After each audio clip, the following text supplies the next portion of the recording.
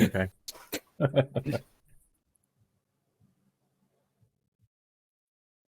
So Ryan, you were saying? Oh no, I Robert. just want to make it as awkward as possible. Um, Okay, so all of you, as I wrote down earlier, have been hired onto a expedition slash mining exploration sort of thing.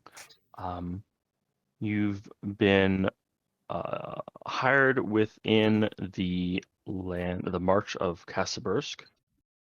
None of you have met each other yet, but you're all familiar with the person who is in charge of this expedition. He has introduced himself to each of you and hired each of you handpicked. Let me pull him up. His name is Pharaoh Woodear. He is a Furbolg. He he's an old fellow, and he smells like wood rot and bad kimchi. But nice. he's a very, very friendly fellow wherever he goes. He tends to cheer up the room, and considering people in these lands aren't really having a great time with life, he's sort of a breath of fresh air. Maybe that's why you decided to join him. Maybe it's the paycheck offered. You each are getting a portion of the riches found in the expedition to the Shadow Hills. And if no riches are found, you're given a baseline sum of money just to cover the cost. Not terribly worth it itself, but if you guys can find riches, it will make you absolutely filthy rich. Buy your own boat and mansion, sort of rich. The Shadow Hills normally have been occupied by ogres that tended to eat people who would go there and get on their land. It is generally an inhospitable, dry area, but the rumors are the people that have gone in there over the last 100 years or so, they have found gems and gold and pure iron deposits, which are really, really rare, as well as one rumor that someone found a mithril vein on the surface. A lot of money, if it's true. Problem is, anyone who went there, like I said, got eaten or just disappeared entirely. But there haven't been any sightings of ogres for several years now. Usually there'd be border incursions, or you could see them, ships that are sailing along or in the lock would see them, their fires from their tribes. They're migratory people. But no one's seen that for years. And a couple of scouts got sent in and looked around, and there's been no evidence of anything there anymore. So it's open ground. All three nations that border the Shadowlands have implied interest, but the one that is the most capable of launching the expedition is the March of Kassabursk. They are one of the more wealthy and technologically advanced. This story is going to take place 50 years after our last campaign, and things have advanced slowly but surely. I'm not going to go into detail about every little thing that happened, civil wars and plagues and all that. But necromancy has become more, what's the word, organized, instead of just random crazy people in villages and woods and shit like that. It Structured. actually has structured, yeah, it's structured, schooled, and they've worked, a lot of different states have worked towards avoiding necromancer dies, zombies eat the entire village, like we are familiar with in that one town. Oh, And so zombies have, well, it can still happen. Zombies, the undead in general, have become an even stronger part of the workforce and industry. People are still adapting to it, but it's a much more stable part of the region now. You'll see some of that in the campaign. Let's see, am I missing anything? Shadowlands, mines, zombies, expedition. No, I think we're good. I don't think I'm forgetting anything. Okay, cool. So we are going to start in the city of Krahovik. Let me see if I can transition. Here it is. It is, as you can see on the map, it is at a crossroad. It is originally started as like a human settlement there. Crossroad, mine, river, pretty good spot. The Duergar, who came from the north as refugees, settled in Kassabursk really well. And they did well in Marv's, the capital, which is, Saturn Mountain. But a lot of their people are in Krahovik, and they actually dug into the mountain. And over time, the Duergar settlement, Krahovik, has actually dwarfed the town itself. And the town does farming and fishing and all that stuff, but inside the mountain is the industry and the population and the transportation. I'm going to transfer over to Krahovik. I want to point out, I see what you did there with it dwarfing the city. I am not intentionally making these puns. Let me just delete that real quick. He's leading the puns. I'm not Quick, stop him. making these puns, yes. That's what I forgot. Inspiration will not be automatic. Okay. Inspiration will be based on, character moments. That's the one thing I forgot. Okay. So Krahovik is where you all find yourself. You were either already here or you were transported here. Transport around between Krahovik and Marv's is actually pretty easy. You could call it a train. Take a train and replace a combustion engine with a shit ton of zombies. Just rowing, essentially, to get this thing moving. Landboat. A decomposition engine, got you. A decomposition engine. That is smarter than it has any right to be. That is fucking brilliant. Holy shit. I'm gonna write that down. Clip that. So it's become quite a bustling area. The picture you can see here is basically all the town that's inside the mountain hold. Like I said, it has a higher population inside the mountain than outside. And while it's built up and it's sturdy and it is a bustling trade because it's right on the border and it's by a river, it's a slow growth because they're underground. They have to dig it out and they have to, dwarves like to do things properly and slowly. Oh, sorry, we meant to see a different screen. Oh, motherfucker. Sorry, I forgot Roll20. Roll20. Let's go. There it is.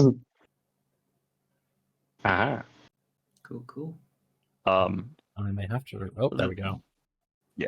The nation is pretty That was pretty cool. cosmopolitan. So there's a wide variety of people, but like more than half the population inside the mountain is going to be Duergar. But this is where you find yourselves.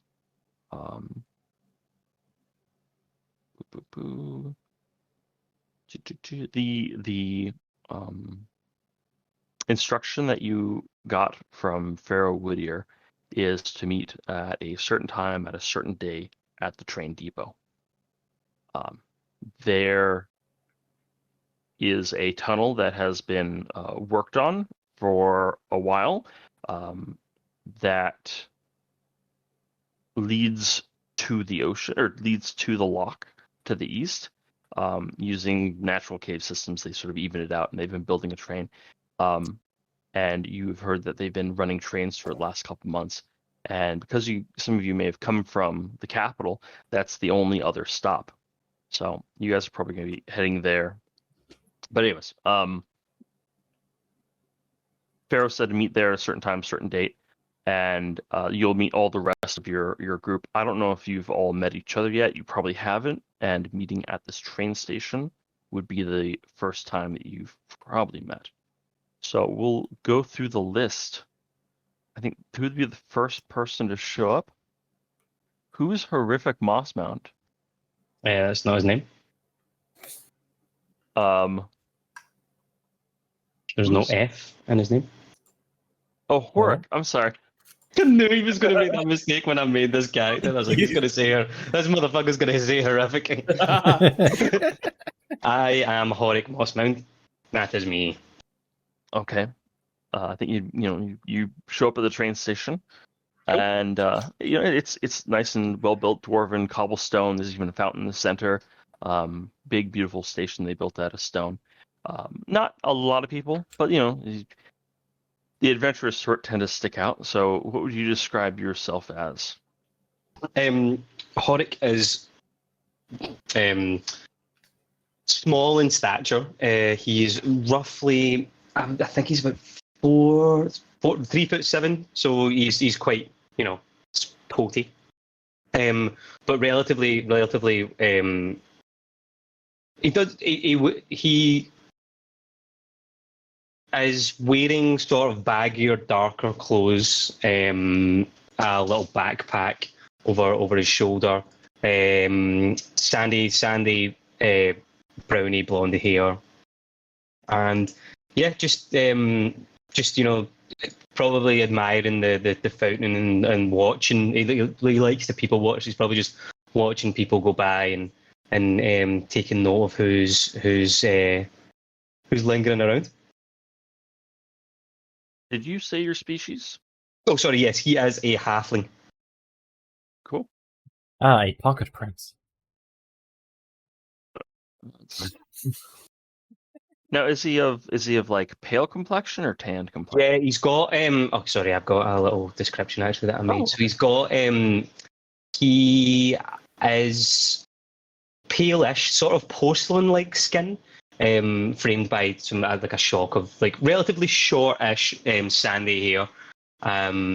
He's got a scar though that runs just from the bridge of his nose, like horizontally across. So it goes like up to the one eye and then over. Luckily, he managed to keep sight in the eye, but there's just a scar that runs that horizontally across his face. But yeah, the rest of him sort of doll-like in complexion, very very pale. Onto where he originated from, so quite very pale face, quite angular and like sort of like unfed looking, like you could use a good meal. How old would you say he looks? Early 30s, late 20s. He looks about as old as he is. There is a little bit of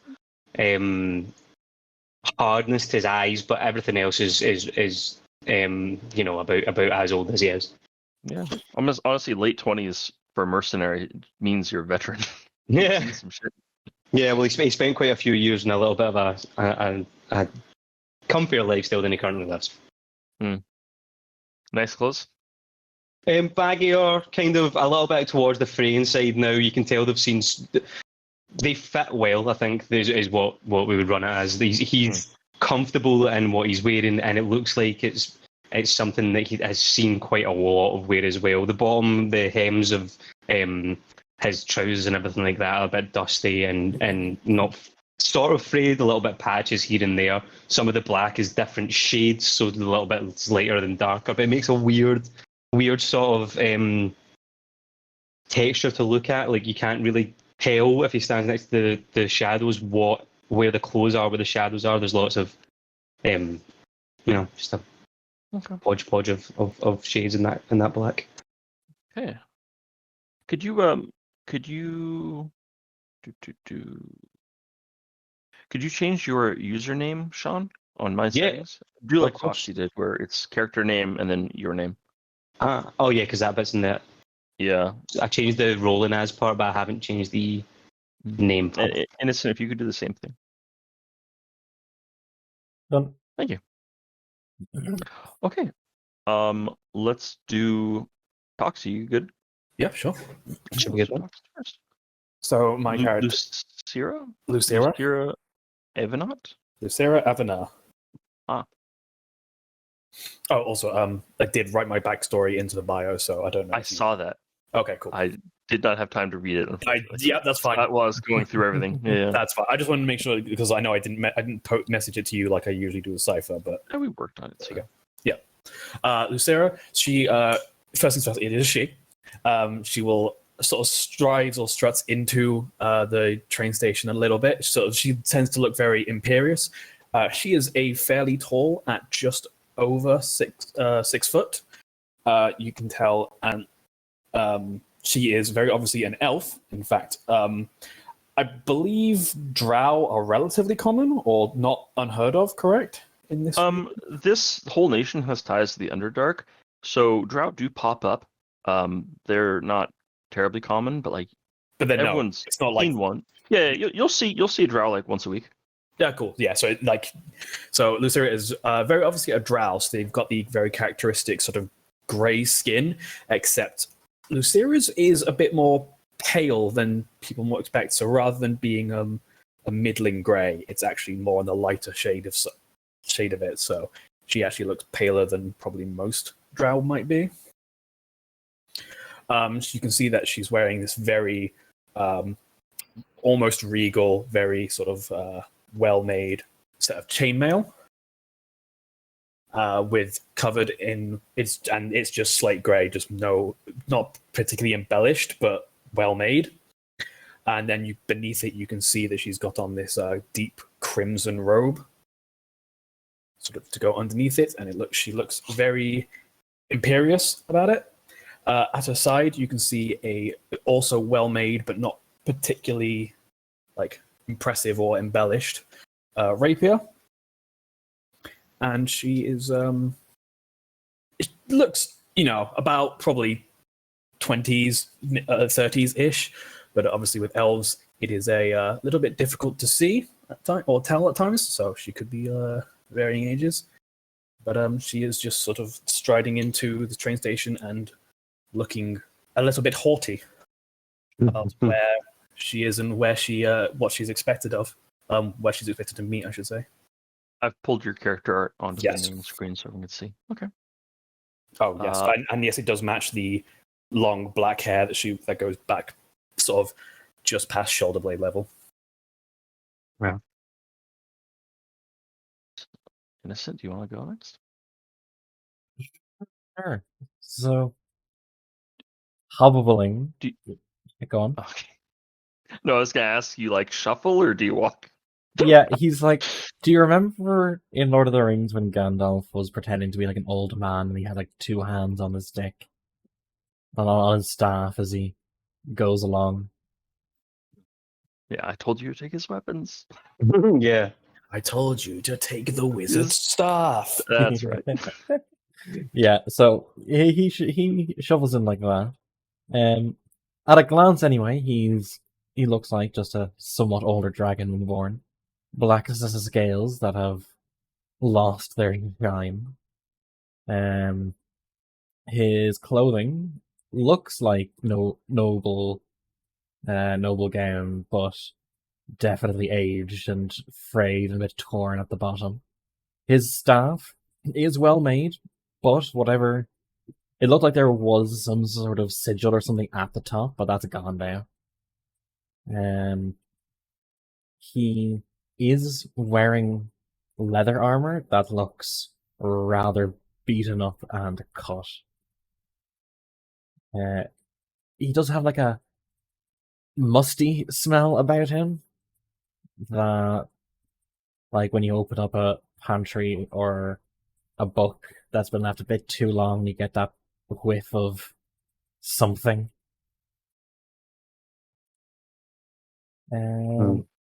His eyes are a little bit sunken in.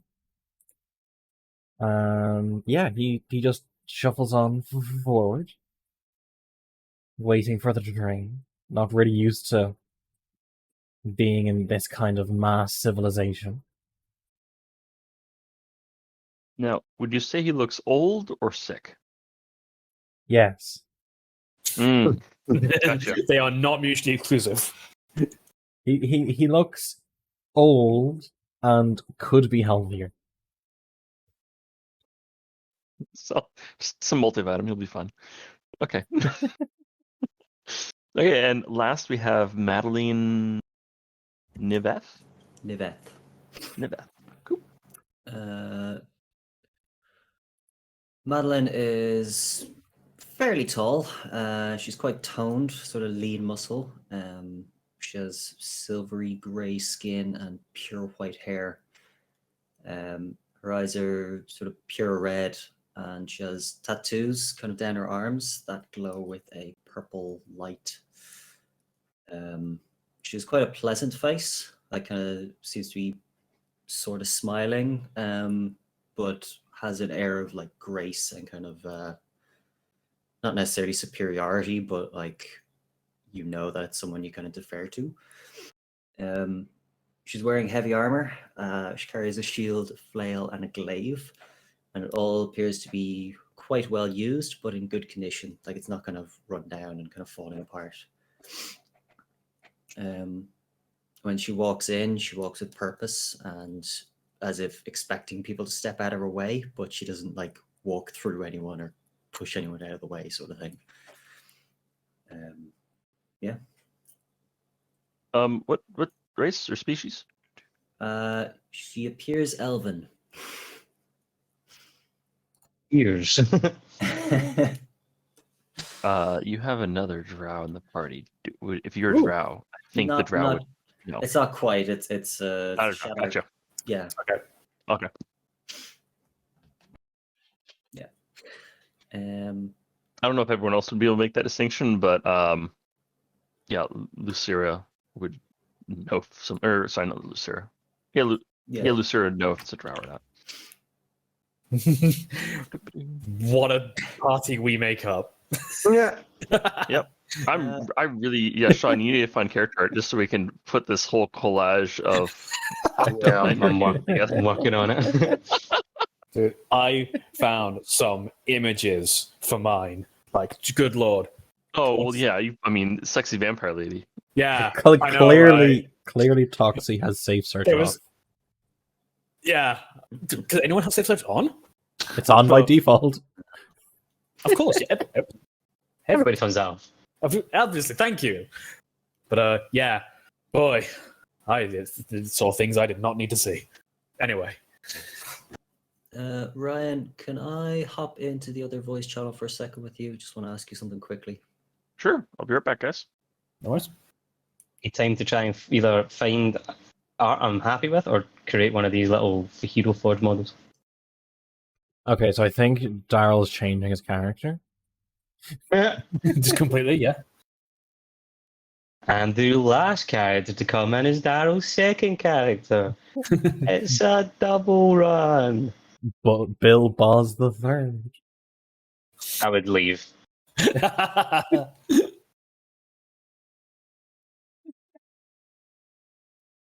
Like, yep, I'm out. See you guys later. I mean, don't you know we're being hired by the Bill Boz Entertainment Company? Everything is just Bill Ball's entertainment company. Just I different. hope that's not true.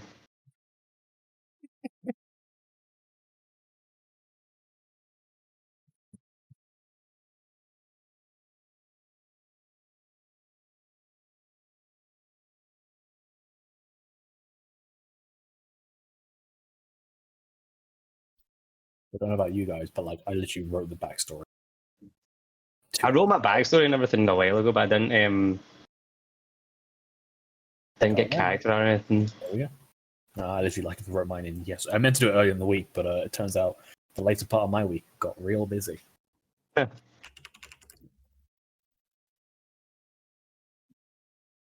Okay.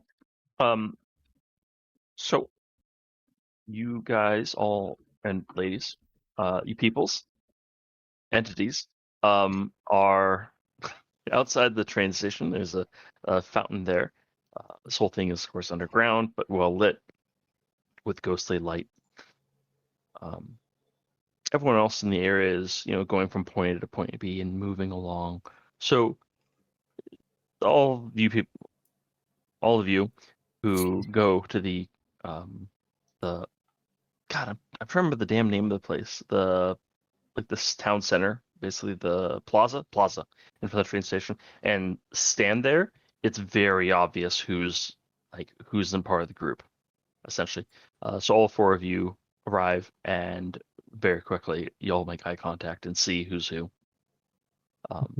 And before you can stop and say hi, you see a group of 12 short Durgar shuffling past, as though moving in a as one entity, just a big big like drinking group of dwarves, essentially, shuffling past. They all have a bunch of mining equipment, and you see some explosives and some crazy shit on them. And trailing behind them is let me just put this Durgar in case you forgot. They're very, very upstanding people. Behind them you see Pharaoh, who waves at all of you and beckons you to follow to the train station. And behind him you see another fellow.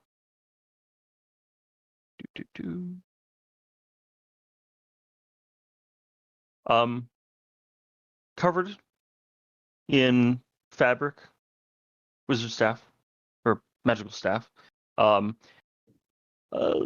Doesn't make any eye contact and just follows right behind Pharaoh. And then behind them is a couple of zombies, just one after another. And like I said, Pharaoh sees all of you and beckons you all to follow into the train station. Yep, start following. Yep. Sure. All of you go inside. Pharaoh says, "Okay, wait here. I'm gonna get the tickets all set, and then we'll be on our way. I already have supplies all set up, and I'll be right back." And he goes up to a person at a counter. If any of you like to say, talk to each other or not, he'll be back in 1 minute or so. Right. So if I'm really, so I know Madeline isn't a drow, but do I actually know what she is? I don't even know what she is. Alright, male. Is it like you say it's elven, but I'm assuming just not drow then, and not obviously one of the high elves or wood elves.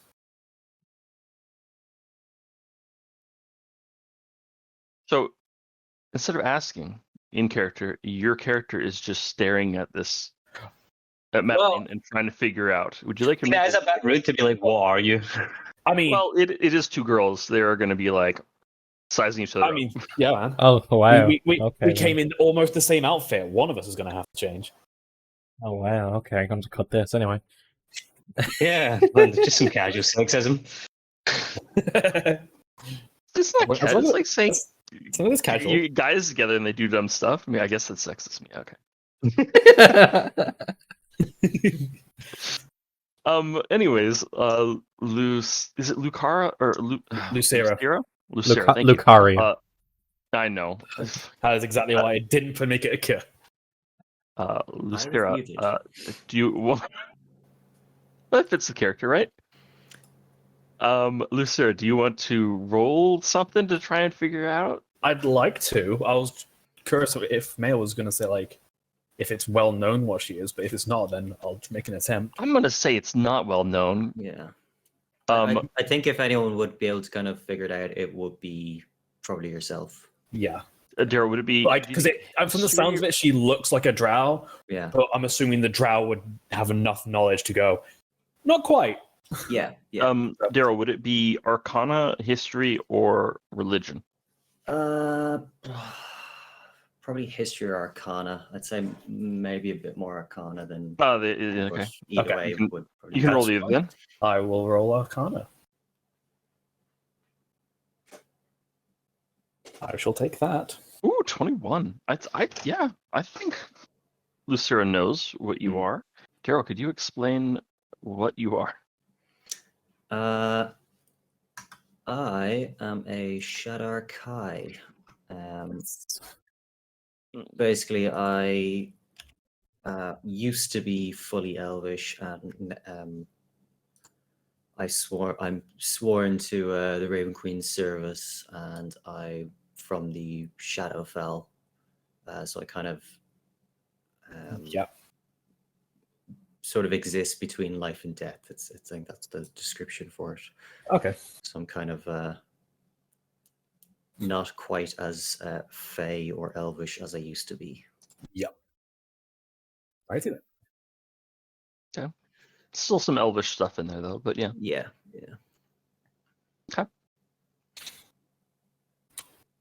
Does anyone else have any questions or interactions or threats or Right.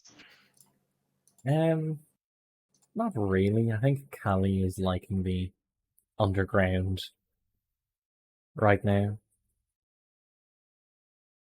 I'm feeling very small, so I'm just probably looking up at everybody and taking like a mental note of what they look like and what they have like around their body. Like I noticed, or like noting that there's a relatively fancy sword. We've got someone who smells of wood, I'm assuming.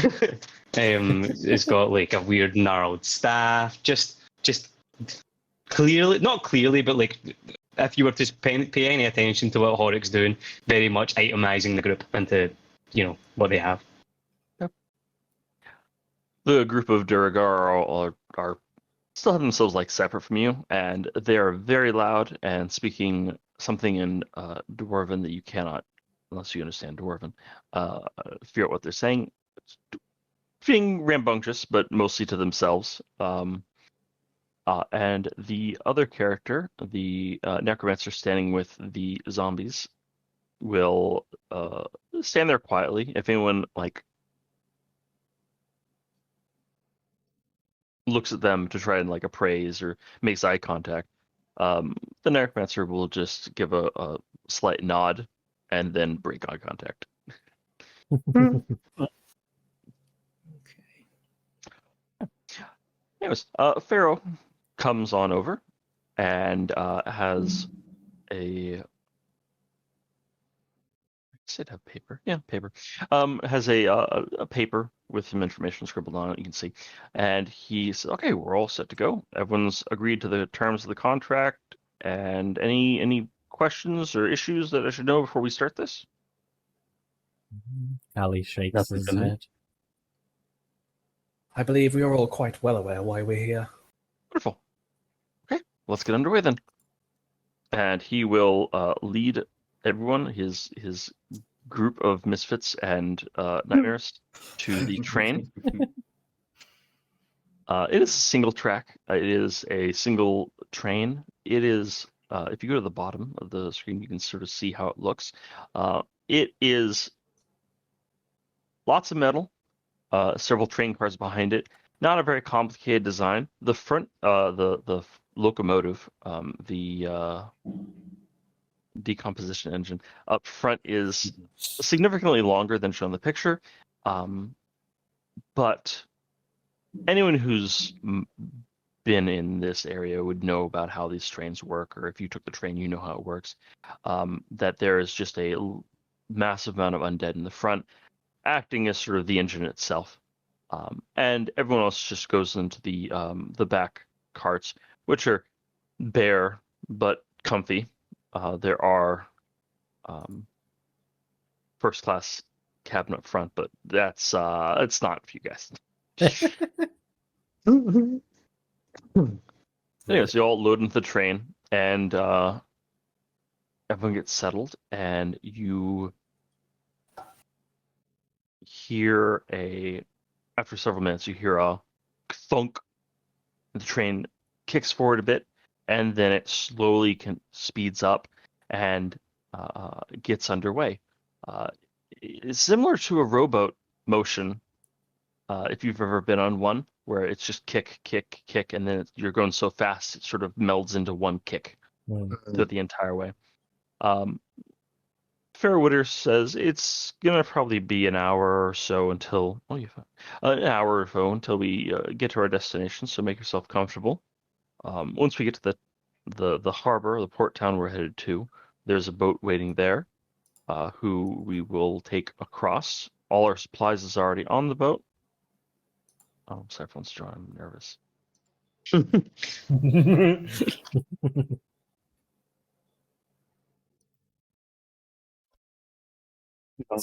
He gets to see just how twisted the world's become. It's all What do you mean happy-go-lucky. And What do you mean? unicorn. What do you mean? There's trains.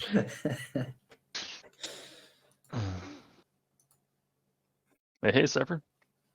Hi. Hello. Hi, hi. Oh, you can unmute yourself. Say hi. All right. If he's gonna be rude, I'm gonna just kick him. I'm doing the dishes, so I've had my speaking. Fair enough. Okay, sounds good. Cypher, they just got on a Duragar built more or less train, but not powered by a combustion engine. It's powered by a decomposition engine, powered by 100 zombies all rowing at the same time. It is I like it. I like it. Let me see here. Okay. As Whittier or Fair Whittier said, it takes about an hour and a bit. The train rushing through these underground tunnels. A lot of them seem, if you look up, there's windows occasionally. You can see that there are a lot of like the train tunnel was built out of a massive crag within the mountainside itself. And that it splits off, and you see in the shadows like a branching path or branching cracks in the earth that could fit a large ship even, or a whale.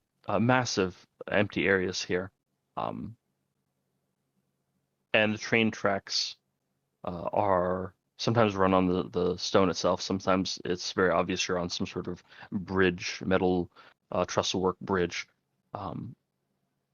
Anyone who's not used to a train, this would probably be extremely unsettling, especially considering how fast you're going.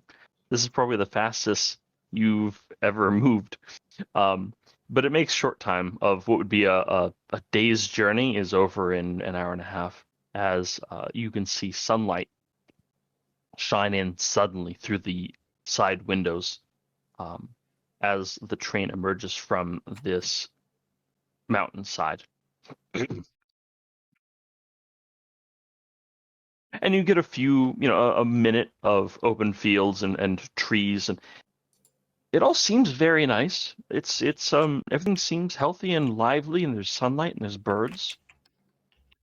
You can see some sheep, and then the chugga chugga chugga chugga of the train stops, and the train slows down over a great distance, and it comes to a slow and steady stop at the very end. And there is a train station at this town. It is nowhere near as fancy as the one in Krahovik. It is made of wood, and for some parts they didn't bother using plank. It's just they put the whole tree there. Oh, To transfer over. And while it is a relatively new, oh shit, I broke Roll20. It is a relatively young town. It is a relatively young town. It still has managed to, as you look around, you can still see these new buildings have managed to get covered in muck, and there's hints of rot here and there. Definitely seems like a damp, muddy town without the proper cobble streets put in. But the people seem happy and productive. Transfer over. Did I break it again? No, I did not. Good. And this is the town. What you see is all that is in the town. There is a ship port for the lock.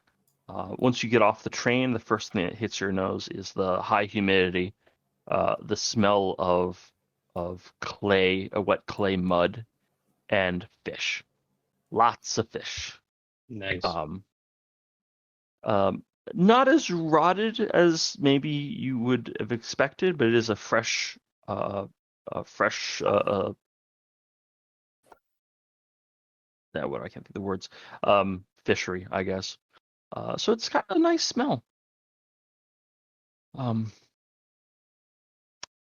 Pharaoh shepherds the group of Duragar miners who have managed to get drunk on the train, and he shuffles them off the train and says, "Okay, we're good to go.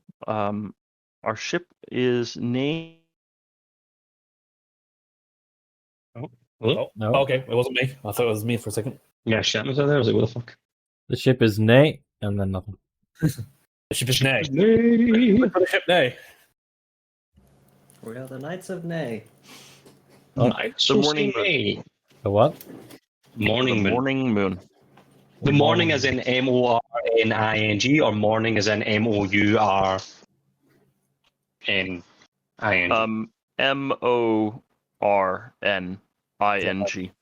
Like, yeah. Good morning. Yeah. Good morning. What was it? Moon. Morning moon. Yep. How old is this ship? What hair color does it have? It is What a race is sexy it? blonde of 70 years old. Nice. I love my blonde 70-year-old. Anyways, he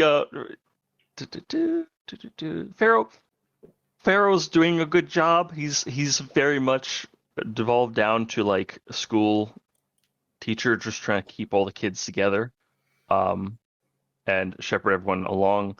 Are you guys just like staying with the group, or walking behind the group, or looking around, or how are you guys interacting with this town setting as you're walking?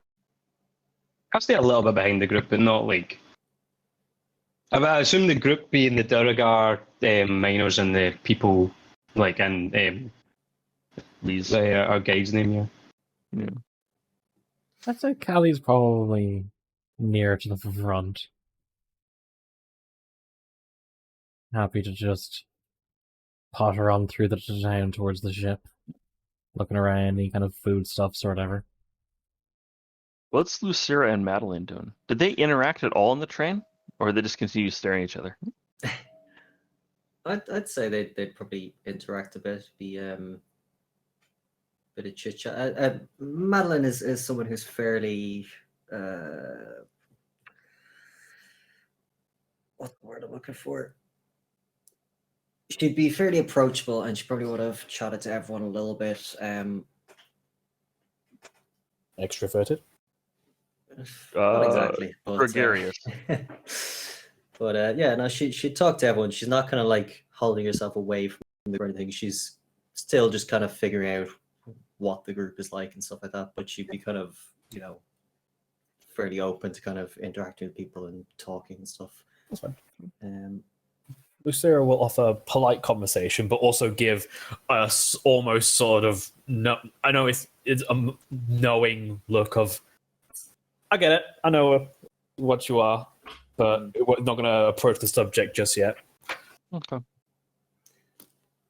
the people in the town, do they look kind of like poor or well off, or are they just all kind of like working class, or what's the general feel of the city? Compared to Krahovik, much poorer. They're working people, they're fisher people, but they seem to be doing all right. You don't see like a bunch of beggars or like that. You don't see dead bodies in the street or like that. People have put this town together, and they're working for it. Okay. It's on the poorer side, but not like abject poverty or anything. Not serfdom levels poverty, no. Right. Yeah. You can also see that the sun is somewhat setting, and people are sort of finishing up their day. Some of the merch as you're walking down the streets to the port harbor. You see some of the merchants are like putting away their goods. They have little stalls and they're putting away their stuff because the day's ending. And you can see probably the one tavern that's in this place is starting to light up its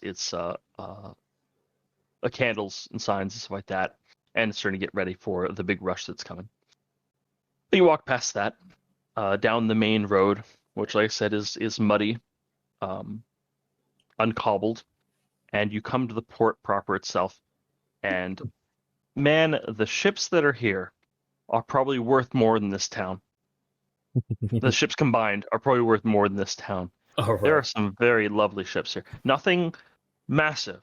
No great galleons. This is just a lock after all. Any ship that gets here would have to be able to go up, to be fair, large rivers. But still, these are some very nice ships. Do they look like Some of them- business ships, or are we talking? I don't know if there really is a medieval equivalent of like a luxury yacht or anything, but you don't see any luxury yachts. but like they look like industrial ships or Like cargo ships. So you see there is several smaller fishing ships. Some of them up to like a sloop size, which is I think a deck and a half. But you can see there's a couple of like 2.5 deck ships that look like merchant ships, that are small enough, like Chinese junks, small enough that they could go up rivers and stuff like that, and they like come here and they probably do a whole route through the lock and sell their goods.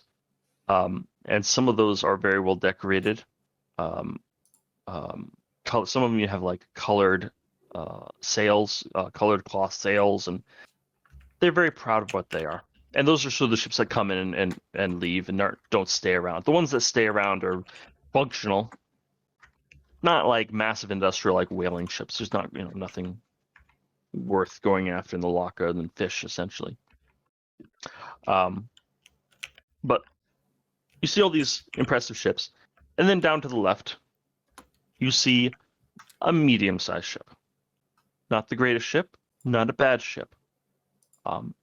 You can see if you go down, it is a 2-deck ship at the bottom left, and you can see there is on the side of it is called the Morning Moon is written. There is a space between the M and the O and the R and ING. And if you look very closely, you can see there is a U, but it's been like scrubbed out. It looks small, to be fair, but it looks very sleek and fast. It looks like it's a well-beloved but old ship. Maybe older than the 50 year or the 70 years, honestly, but it is well-beloved. And on the ship, you can see there are a variety of crew, half-orcs. You see a furbolg on there. You see a single minotaur as well. Minotaur is not known for their swimming. It's unusual to see one on a ship, but still, there's a big-ass guy on this ship. But on the railing, looking over the town, you can see a very old red dragonborn. You can see he's red, but he's old enough that his scales are starting to like turn gray. Salt and pepper look, I guess, for a dragonborn.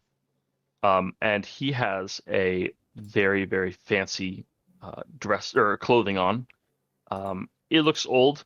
It looks like it is. The Venetians, 18th century, they'd like, I need to fit as much silk on as I possibly can, so let's give it ruffles. Yeah. He has that look, and he has a very big, wide brim hat with a large feather sticking out of it. The feather's seen better days. Very obviously the captain.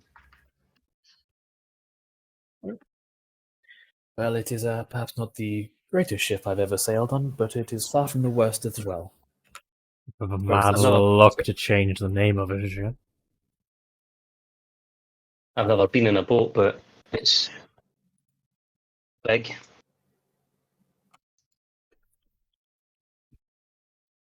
It shall suffice for what we need. I've got one for reading. Where are we going? Our contract is taking us to was it the Shadow Hills? Boop-a-doop-a-doo. Let's transfer over the map. You are here. I have not put a town there. Forgive me. I'm trying to figure out how to do that. I'll do it later. You are going here. The Shadow Yeah. Hills. Yeah. A generally inhospitable place, but with great wealth. And recently, without occupants. Maybe. And you don't want to walk there, honestly. You just take a ship, You don't know me. especially with supplies. All right, that's it. We're going for a walk. A very enthusiastic walk. Very And enthusiastic. walk off a short plank. Oh, we committed a coup. Oh, the Rhino, we're going to take over this ship and turn it into campaign 1. TV campaign 2. Campaign 2. Suddenly, I'm a Dragonborn again. All right, we should start boarding. Boarding? Yeah. I mean, I assume we're just letting God the Arrow. Pharaohs do all I the don't. sort of organization, really. Yeah, I'm sorry. I was talking to Sephiroth. What was that last bit? I assume we're just letting Pharaoh do most of the organization, really. Like we're just Yeah. He Pharaoh, waves at the captain and waves this paper around that must have some contractor letter or something like that. And Pharaoh goes and talks to him, and the conversation lasts like 30 seconds. And the captain nods a bit and then goes over to you and say, "You're all welcome aboard my ship. Hopefully it'll be a good journey. It should be short and safe. One rule, don't go underneath without supervision. If you do, we throw you overboard. Sound good?" Underneath the boat. The lower decks, you have rooms, but we keep cargo and valuables. Well, I shouldn't say that. We keep, don't go underneath. Okay, come All on. right. Not a problem. you see Horik go start looking to see if you can see like where they're taking any cargo, if any cargo's coming on. Gets about an itchy finger. They are loading on barrels. You cannot see what's in the barrels. And Do you'll the guys look like they're struggling to carry it? The Minotaur is having no issue carrying these barrels. Okay. When you get on board, you see the captain a bit more closely. He has a walking staff or walking stick, a cane, and he has a big ass pistol as well. Firearms, as we touched on last campaign, exist. They still haven't quite caught on as they're hard to produce. Honestly, they're expensive. Most people will have them. If you see them, they're rare. They're still very, very good. They've gained a good reputation, a bit more reliable since 50 years ago. So seeing one's still a neat oddity. But yeah, Captain Hart has one on his waist belt. And he will lead the way and show you rooms. Some of you are going to be sharing rooms. You can either volunteer it or you're going to get stuck with the Durgar. I'll volunteer to saying share you? a room. Who are you sharing a room with? I don't mind. I'll share a room with the old smelly man. Cool. Yeah, there we go. I guess I'm indifferent, so I'm willing to share a room with Madeline. I will share a room with my drow sister. Yes, definitely a fellow drow. You can stay up and braid each other's hair and try to murder each other in your sleep. What are you talking about? We're drow. We don't sleep. That's right. Just stare at each other all night. Staring contest. Oh god. When we're kind of being led to the rooms, whatever, Madeline will ask whoever is leading them there. Is there any food or drink aboard that myself and my companions could share to bond a little? There are plenty of salted herrings for dinner, which is shortly after everyone gets their luggage put away, whatever you had on you. The rooms don't have locks, but the captain made it very clear if anyone steals anything, you get thrown overboard. So you put your luggage or gear away, and there is a dinner separate from the crew. I don't think the Durgar are going to join. They're just going to stay with them. Like, they disappeared from the ship. You guys have no idea where the fuck they are. But there is a dinner with the captain in the captain's like lounge, I guess. It's right next to his quarters. I can't remember what the fuck it's called. It's underneath the poop deck. Anyways, and yeah, it's breads and cheeses and dried fruit and salted herring and some wine, which tastes maybe a little bit past it's a little bit oxidized, like it's been opened and wasn't quite sealed. Yeah, it has a little bit of tartness, but it's still fine. You still get drunk if you try hard enough. It's a very nice meal. Horik is trying to eat his body weight in salted. Is it haddock? What was it? Herring. Yeah, haddock. Herring. Yeah, sorry. He is just like a little bit of cheese and then a fucking plate full of herring. Just inhaling it. Yeah. Now, if I know ship captains, and I think I do, he's got something stronger stashed away. What's the captain's name again? Oh, Captain Hart. Captain Hart. Is that with a E? It is spelled like the organ. Okay, even better. Was it Captain Saint Leon before? So is he sitting at the table with us? He's Yes, eating with yeah. us, yeah. It's just a round, big ass table, and you have to squeeze in a bit because it's not meant for like all these people. But yeah,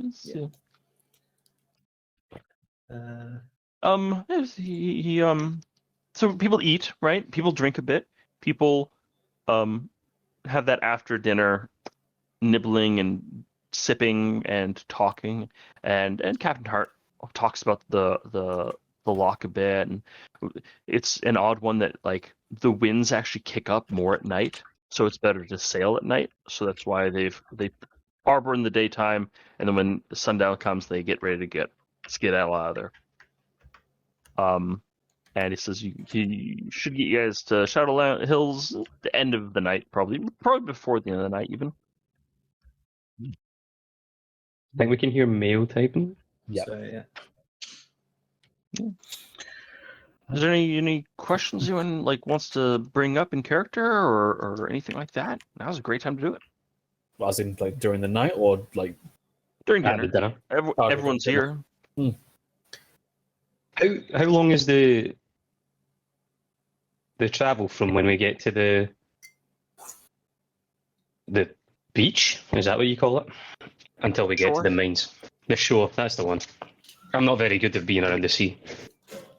The water, the end of the water. Are you asking this of Pharaoh or Captain Hart? Yeah, of either of the two. I'm doing a Scottish dialect, so if it sounds like I'm talking, I'm sorry for that. I'm trying to be more chooked up. You'll get to the shore by the end of the night. And then from there, Pharaoh says, we have a couple of sites we're going to go and set up a light camp and prospect it a little bit. A couple of days. If that spot doesn't work, we're going to move to the next one. But we should be able to find a good spot within 2 weeks. Interesting.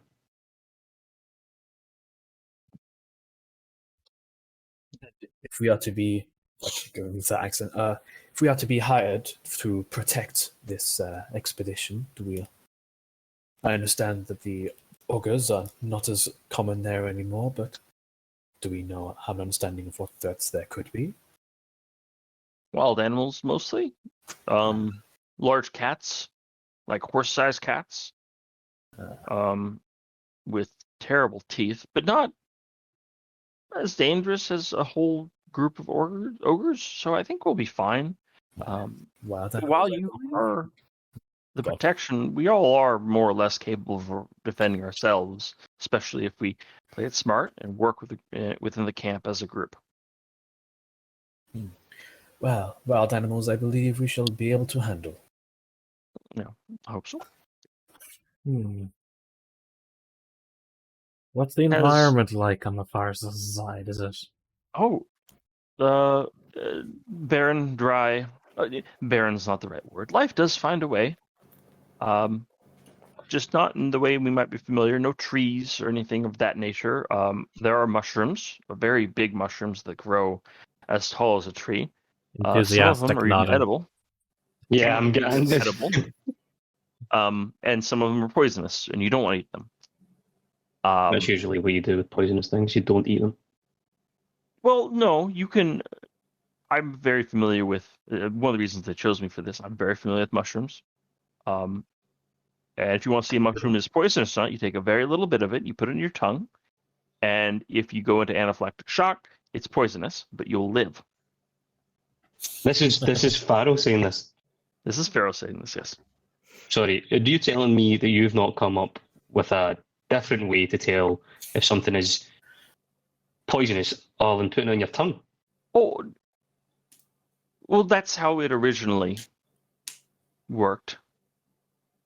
I know most of the mushrooms there. We'll be fine. I'm just, if you find a mushroom and I'm separate from you and you're very hungry, yeah, that's one way to tell.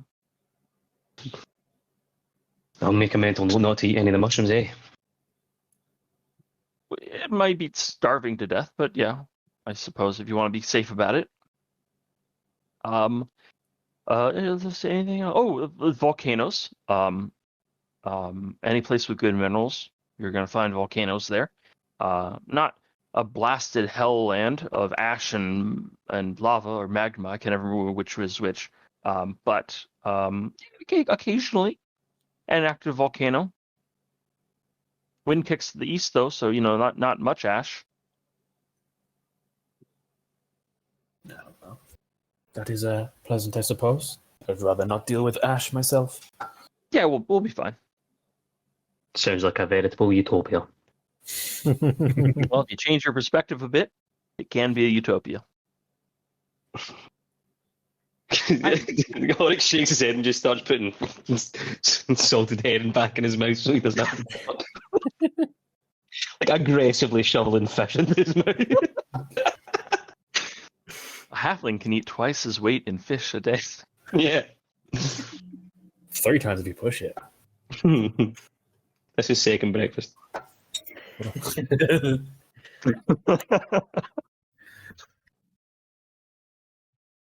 see. I think Malandrak, the necromancer, is. So Malandrak has a face covering that they can look through. They have eye holes and all that. During dinner, they take it off though, and you can see that it is not a drow. It's actually a human, just with darker ashy skin. The blue eyes, they do have like blue eyes that do seem to glow a bit, but those come and go, and you can see behind it's just like regular old brown eyes. Very young actually, probably like 20s, like max, maybe younger. But doesn't talk much and just eats his cheese. Who's this? Malandrak, The The necromancer. Mm. Here, I'll pull. The guy with the sweet ass threads on. Yeah, anyone who's familiar, it is sort of, this is like a registered necromancer. They have sort of the garb for it. They have to register, Nook. I mean, yes. After several towns died because the necromancer died, and the zombies ate everyone. Yes, they're registered now. Does he have to like knock on the door of everyone in the area when he moves, or? No, it's like a gun owner who has a license. Yeah, it's like a TV's license. Yeah. Okay. I So they know. don't actually I don't- check. Gotcha. If you're if you're arrested and they find that you're unregistered, then yeah, you're in trouble. Otherwise, yeah. Otherwise, It's they'll not be a on. perfect system. They try. Yeah, it's not like they don't have magic to make it work, God. Does anyone else have any questions of me or the NPCs or each other or anything? For the moment, no. Things seem to be rolling pretty fine. Callie is pretty So, relaxed. And I do have one question, and it's more something that our characters would probably know rather than asking it at the dinner table. But like, how Sure. long is this expedition like expected to be? Like, is it just like literally Okay. just until we come back, or There's going to be 3 stages. There's going to be finding the minerals, stage 1. There's going to be setting up camp, stage 3 or stage 2, and then having a continuous mining industry, stage 3. Once you guys get to stage 2 and it's set up, then and like you have a barricade and a watchtower and basic shelter, then more or less the contract has been like fulfilled, and then from there you would basically earn an income as long as you remain to protect it. That won't take very long. Okay. Few months, and then if you stay there, it can go on till the ore has been mined out, which could last like a decade. so this could be a very long purpose job if it A goes well and B we wish it to. But It could be like a 3-month thing, or it could be a 10-year thing. Okay. Your guys' contract is for 1 year, though. right, got it. Okay. Okay. Early rescission fees. Your life. Anyways, dinner finishes. I don't know if Horik is conscious still with all the fish and wine. He's like unbuttoned 3 buttons on his breeches, and he's leading back like a really fat little pug. He's just lying there on this. Are we gonna have to roll you to your Yep. I think is Horik in the same room as Callie? No, he's in the same room. Yes, he is. Callie Lamont. Okay. You could go with Pharaoh if you want. Okay. All right, it was Callie, I guess. Okay. Then Callie may have to carry you. But anyways, I can dinner's waddle. Dinner's over. Captain Hart thanks you for the company and bids you adieu. And he stands up and walks to the door to his room and closes it. And he is done. Pharaoh will do the same. He'll stands up, says good night, and he will go to his own room. And Melindrak, the necromancer, will stand up, bow, and leave. Horik waits until they're definitely out of the room, and then has a look around. Is there anybody else still in here, or is it just the group? It is just the group.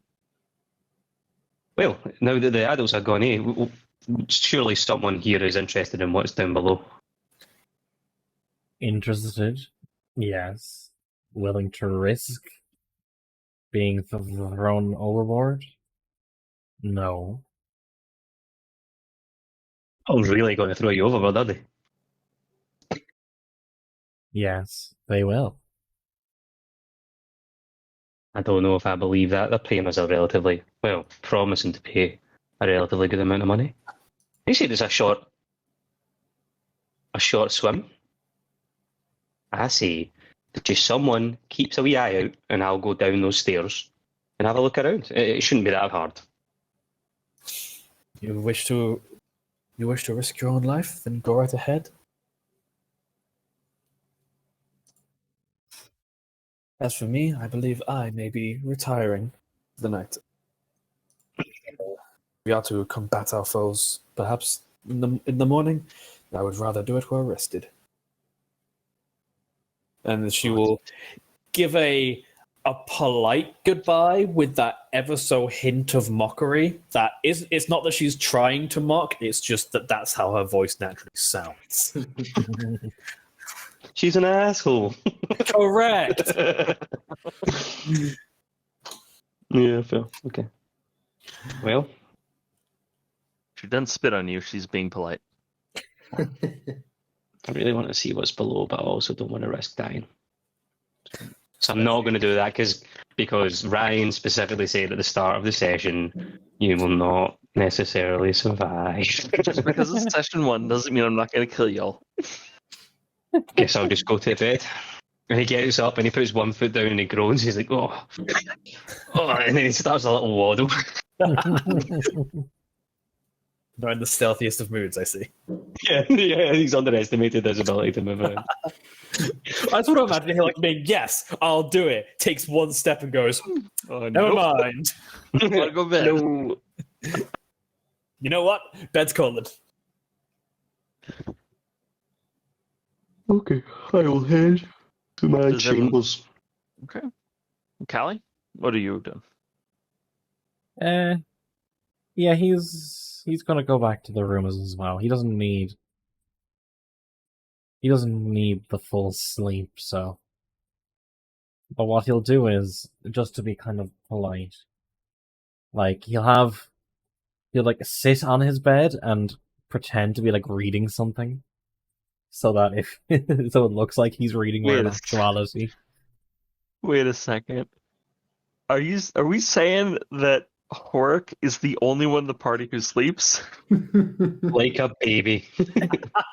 Just Knight is the halfling past that drunk, and the three other people are just watching him.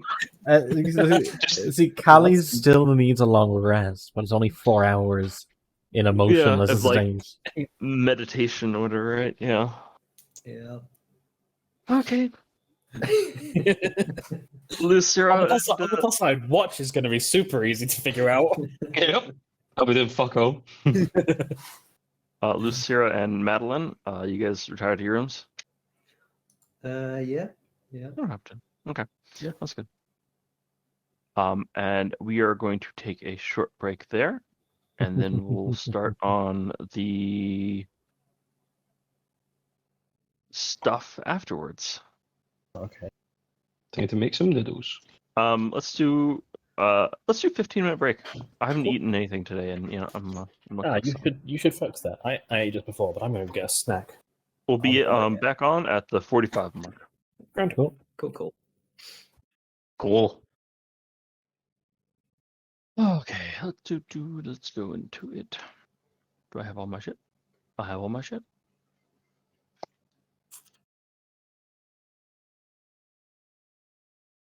Oh, I've forgotten something critical. Shit, I knew it. I have everything I need except for this most critical thing. The most important part I have forgotten. Great. The TPK character.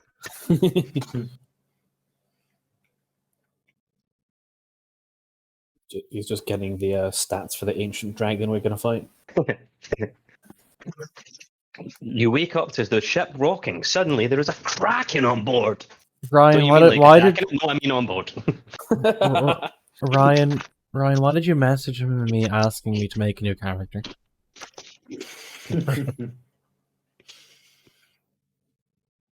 Well, he just died of an aneurysm in the night. He went peacefully. It's fine. Was it Mercy, really? He turns Hello? into mushrooms instantly.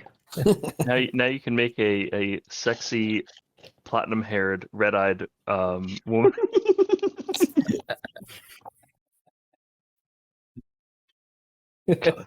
I just found it funny about that both me and Male went for the exact same aesthetic, essentially. You do the Spider-Man pointing at each other. Yeah, it is. Hey, we're different. I've got white hair. You've got black hair. Okay. There we go. You're both haughty. You both have swords. And together you become Harley Quinn. Technically, I don't have a sword. I have a flute. That's true. You've got a mace, a glaive, and a shield. Did you find the most critical piece you need? Yeah, I'm trying to figure out how to sort this out. It's literally just the American national anthem that he wants to play through Roll20. Did anyone else take advantage of the fact that you can sell your starting gear? Because I did not. I sold definitely a little. At the Nice. start of next session, we'll do like the whole buy stuff. I didn't have that set up right now, but yeah, that's fine. I'm just curious because I did, and I didn't even realize that if you do that mechanic, there is so much you can abuse. Is that one of the Tasha's cauldrons of everything mechanics? I understood every word of them. I heard Tasha's Cauldron, and that's about it. Is that one of the Tasha's cauldron of everything mechanics that they sell in your starting gear? Has that always been there? No, it's No, just it's it something was just an option because some of the starting gear for some classes just isn't helpful for what you want. So sometimes it's just a case of can you sell it beforehand? My character monster kind of mucked up, so it didn't Did it- give me any of the gear from the background or anything like that. So I just Oh well, I think Sean's character got it because he had triple of everything. Yeah. Yeah. Get everyone's. I could carry that. Have you seen how much salted herring I was able to stuff in my mouth? I could definitely carry that. Okay, I'm good to go if y'all are. Ready? I'm ready. Several hours after dinner, everyone is passed out or meditating, whatever the hell you guys do. And you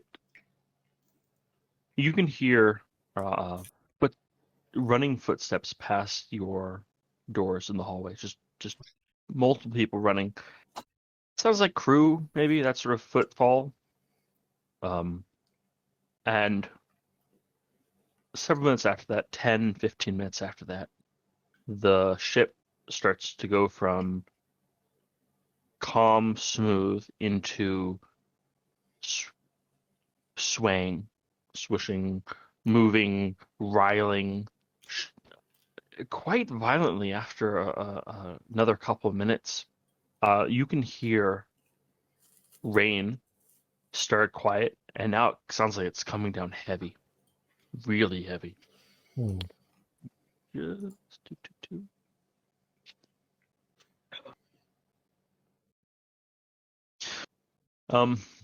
What do you all do? To the In top. particular, say again?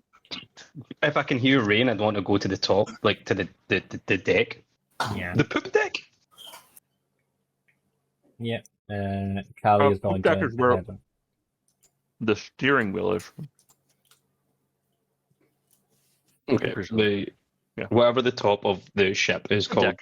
Yeah. The deck. Yeah. After another 20 minutes or so of this continuing on, it sounds like it is a hell of a storm. All of you are in your respective rooms, and you see water start to trickle underneath the door. Yeah, let's get to a higher point. Yeah, that seems like something you can open the door at yeah. like. I'm not sure if this is normal for ships, but I've never.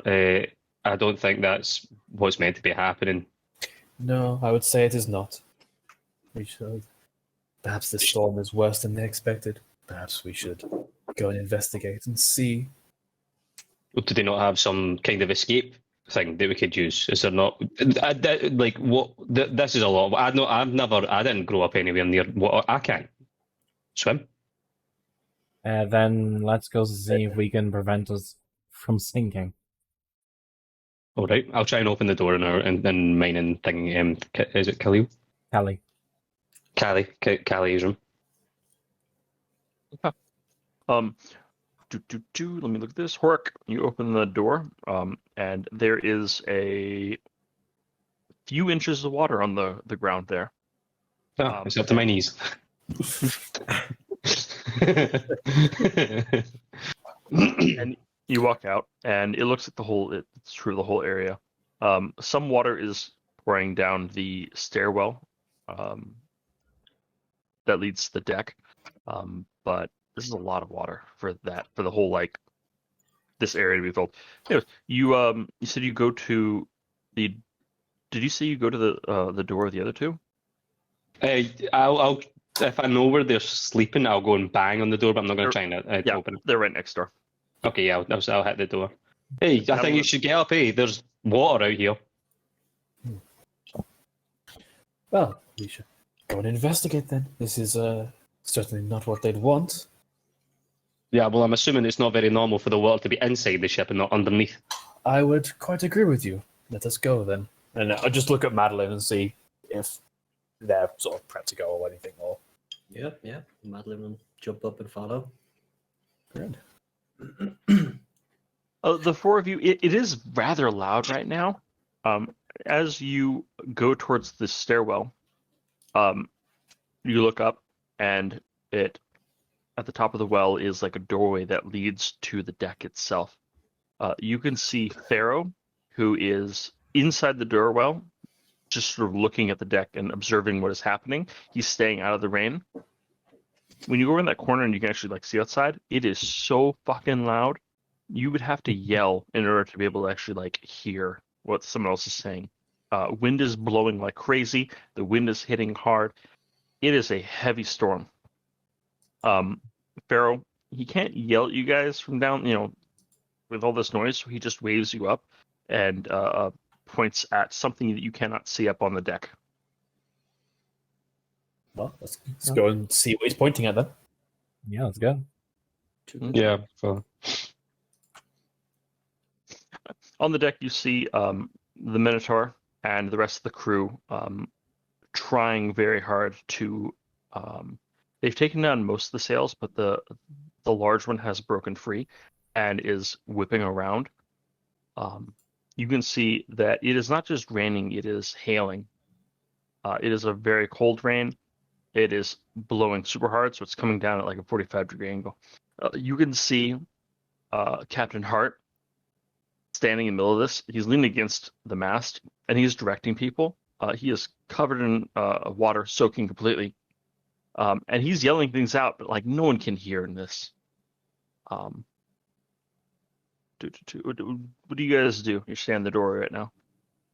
I mean, how bad does it look like they're struggling? Is it literally like they're not managing to do it at all, or does it look like it's hard work? But They are struggling. It is the main mast. The top is still connected. The bottom is not. The rigging has broken, and it is like 80 pounds. Actually, it's probably a couple 100 pounds of wet fabric blowing around on the main deck. It's not gonna like blow around to take your head off because it's still raised sail, but it is heavy fabric and it is catching the wind still, and it is thrashing the boat left and right. Callie will go and help. Sarah will observe for now and see if she is required still. Does anyone here have any experience with boats? I can. If there's a check involved, I might. You can tell me if there will be a check involved. Do you have experience with boats? I know what you're referencing. Do you have experience with boats? Ships, sorry. Maybe some like leisure vessel one time, maybe. Okay, sure. What are you trying to help with here? Well, honestly, it's more just they're just trying to wrestle the mainsail down, right? Mm-hmm. He's just gonna help with that. He isn't the strongest, but he's gonna help. Okay. In what way? Like, are you giving orders as well next to the captain? Are you trying to like grab the loose rope, try to climb up there? Like, what's the action? He's going to try to grab the loose rope. I know the thing I was referencing doesn't count for that, but you asked, does anyone have anything? And whenever the question is, does anyone have any knowledge? I just have to go, I don't know. Okay, sure thing. Okay, sure. I guess it'd be athletics. Sure. I think that's fair. Yeah. Can Madeline assist? Yes, absolutely. Once you see one person who seems to know what they're doing, you can absolutely assist. Yeah. So, do you want to roll again, or? So to assist, you have to roll. Actually, no, you're my. Sorry, I missed wrong system. It's probably best, Daryl, to ask if you're assisting before I roll, just so that it gives advantage or whatever. You might have to do a roll yourself alone, or I don't know, whatever you're gonna do. In this case, it's fine, but in the future, assist beforehand would be good. But we're starting a campaign. People are still getting unrusty. Oh, 7. 7. So yeah, we're gonna call 7. Okay. You get smacked in the face with a heavy wet rope. You cannot grab a hold of it. The rest of the crew is having the same issue. The Minotaur himself is trying to just like jump up and grab the sail. It is not working at all. Let me see how to frame this. Yeah. As Callie and Madeline are trying to do this, and Horik and Lucira are standing at the doorway to the deck, watching this all go on. You hear a noise out of your right ear, to the right of the ship. I mean, it sounds like an extreme white noise, like a static noise, not quite like water, but reminiscent of water. And you hear it off in the distance, and you hear it approaching, and it gets louder, and it starts to get so loud that you can't hear anything else outside, but it's starting to get so loud that it's hard to even hear your own thoughts. The people who are out on the deck, Callie and Madeline, you are out there, so you're able to look, and you look to your right, and you don't quite know what you see. It looks like the storm has lowered to sea level and is moving directly at you at massive speed. It is just a black void, and occasionally you can see lightning within this void, and it is moving towards the ship at a very high speed. Horik and Lucira, I don't know if you guys would see it from inside. That's fine. Captain Hart definitely sees it though, and is just staring at this thing. I have an idea for the rope to try and get the sail up. Good thing. Cantrip, shape water. I can have What is it? the cantrip shape water. I'll put it in the chat. What I think do is you can have no more than 2 of his non-instantaneous effects active at a time. So what I'm thinking of is trying to get basically like a ball of water to collect near the end of it and then freeze it so that it like drops it down. Alternatively, you make it into a club. 20 foot by 60 foot, probably. Okay, Sure. so you can cast that twice. I can cast that twice. We can make a 20-foot flat square to hold the sail in place. Do we need to hold the sail in place, or do we need to hold the rope in place so they can pull up the sail? Well, if we hold the sail in place, we can continue to move while they also grab the rope and attach it. I know, but the issue is that we need less surface area. Freezing it fixes the surface area. That's worse. Yeah, the issue is that it's flapping around the place and they can't take it down while it's doing that. Yeah, they want to take it down, don't they? Yeah. Well, yeah. Oh, we'll go with your idea. 4 shape waters to try and keep the sail in place so that they can. You keep it in place by freezing it? That works. Will it? Will it not just become brittle? No, Uh, frozen fabric isn't all that brittle. It's actually surprising. It keeps its shape really well. Could potentially form all the water just into like squares and just hold it in place, sort of against the mast or something as well. I think the 2 of you working together to freeze, I think it's incredible, but not impossible to more or less freeze the sail. Like we could freeze like chunk by chunk, so we could freeze one corner. Yeah, they grab that like and freeze the other corner. Like it slashes against the mast itself, and you freeze it right there against the mast, and then another part it gets like tied to the mast, and every time it touches the mast, you freeze it in that spot again, and suddenly the center of it gets frozen to the mast, essentially holding it in place. Cool. So you 2 working together to do that. Horik and Lucira, you see this all happening. You hear that massive noise. You can't see it yet, but it is moving in incredibly speed towards you, and you're able to see it as it's just off the ship. It is from the distance. It was like, oh, it's coming at us, but when it's close enough for you 2 to see it from inside, you're like, oh shit, it's coming right towards us. It is going to hit us at max speed. Should we probably try and batten stuff down or grab onto stuff? Like, is that you have enough? You all have enough time for like one action essentially before this thing hits you like a freight train. Is is the sail in order at this point? The sail's totally in order. Yeah, the crew has grabbed the sails, the rope, and then they see the cloud coming at them, and you see that they just like wrap the loose ropes around themselves instead. Yeah, I of was going to say, trying can we, as a Just rope like, anywhere oh, near that we can grab? I mean, if we're for inside, I assume Loose- Lucera is just going to sort of take, or I guess, prep themselves inside. Just take, I don't know what to call it, but like sort of lower their stance to just Lower be center ready of gravity. for impact. Yeah, but like prep for impact. running Essentially. around. Yeah. Yeah, brace. That's probably the best way. Okay. Uh, And Callie and Madeline, how are you bracing? can I get a in 30 feet? Can I get indoors?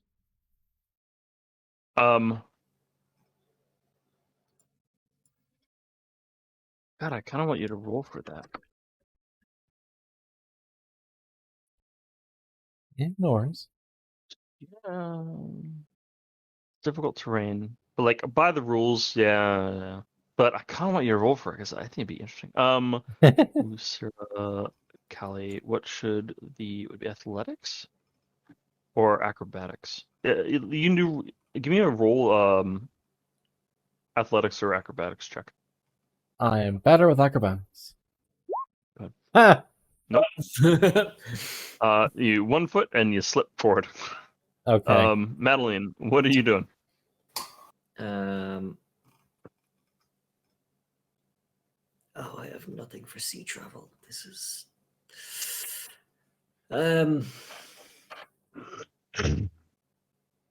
How close are we to each other? I would say within arm's reach. Okay. Can I grab Callie and do something? Or is that What's something you want to do? cast shape water and freeze myself to the deck? I think I'd allow that. Yeah. Okay. Nice. Just seeing Callie trip over, I like grab his hands and just kind of freeze my feet to the deck and just yell. Yeah, I was thinking of that. I was hoping that I'd be able to get to there without falling. Yeah. Saying that, I'm not going to even attempt it because it's just like rain slick deck, wet wood and storm. Nah, fuck it. Grab Callie and freeze both your hands to the. I was thinking like my freeze my like boots or my armor or whatever to the wood of the deck or whatever. Okay. Just something to kind of hold me. And just grabbing onto Callie normally. Yeah. Okay, sounds good. Okay, yeah, you successfully do that. Just in time for this massive black void storm something hits the side of the ship. The noise continues on and is the loudest thing you've ever heard, like being in a hurricane, but worse. You feel it wash over the ship, and it has a strange feeling to it. You can feel it move past you, and it has sort of a gelatinous sort of feel to it. You can feel it on your skin. It's cold and clammy in a different way than the rain.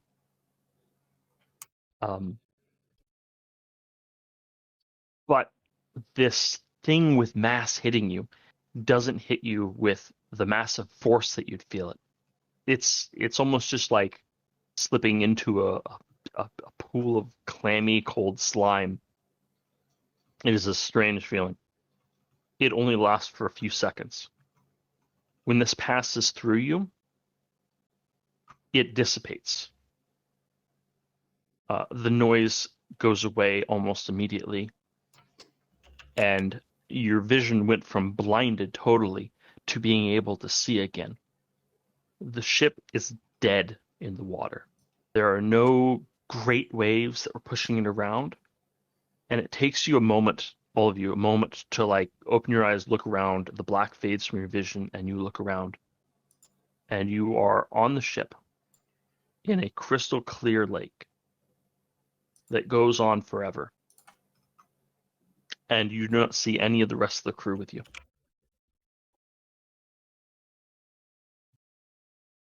Anyone at all, or Anyone. You see Callie, Horik, Lucira, Madeline. You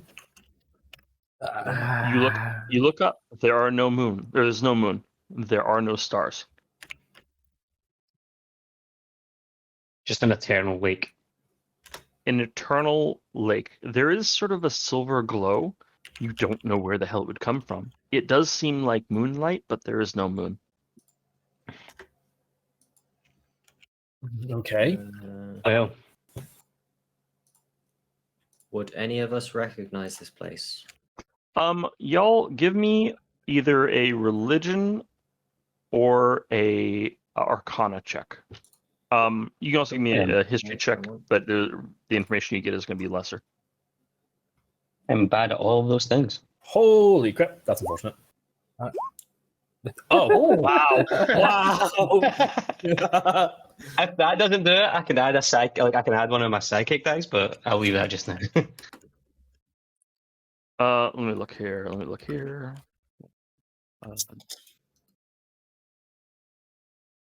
I can Madeline hit 12. Okay. Can you let me know if I need more, because I need to know whether or not to use my. Horik, you don't need more. You're Okay. good. I don't know where the hell you've gotten this information. I've traveled from somewhere to somewhere else, like, and stopped through a lot of places. I've met a lot of people. Sure. Madeline might also know this from history. This is a segment of Shadowfell. Oh. Oh, okay. It's not typical Shadowfell. There are differences, but that's really good. But it definitely, this is a segment of Shadowfell. It is a alternative plane of reality adjacent to our own. You guys are all familiar with it. We ran to it last campaign, but didn't really interact with it all that much. It is a place of undeath and entropy, and life and hope and happiness do not survive for very long here. Wonderful. Life doesn't survive for very. Immediately, huge, massive alarm bells ringing in Horik's mind. And only Horik.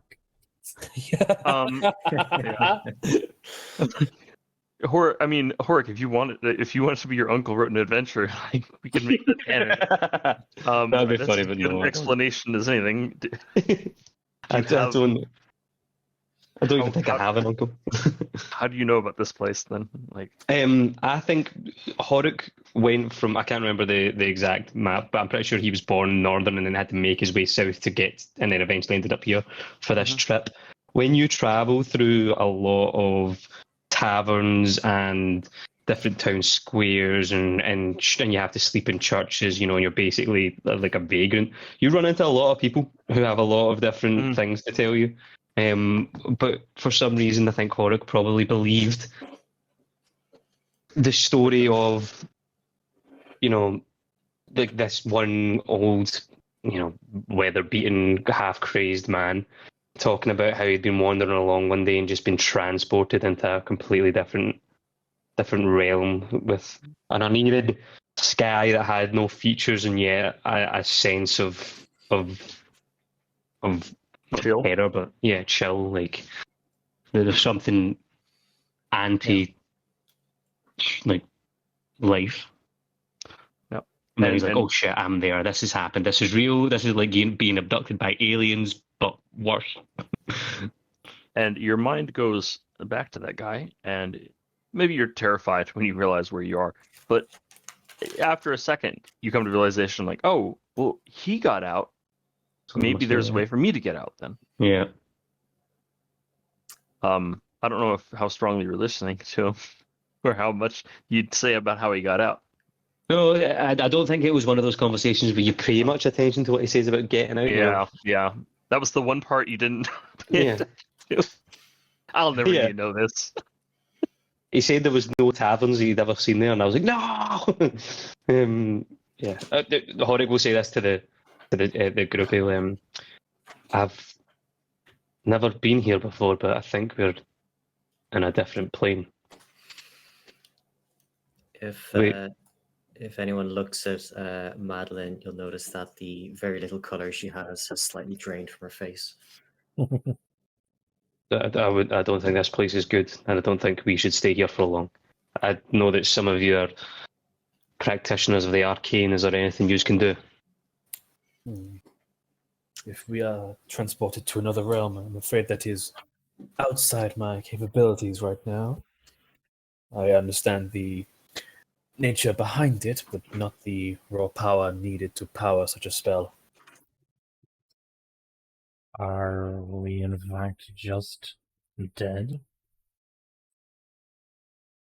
I don't think this is the afterlife. I think it's just a different plane of being. The man that I met that told me about this, he was very much alive.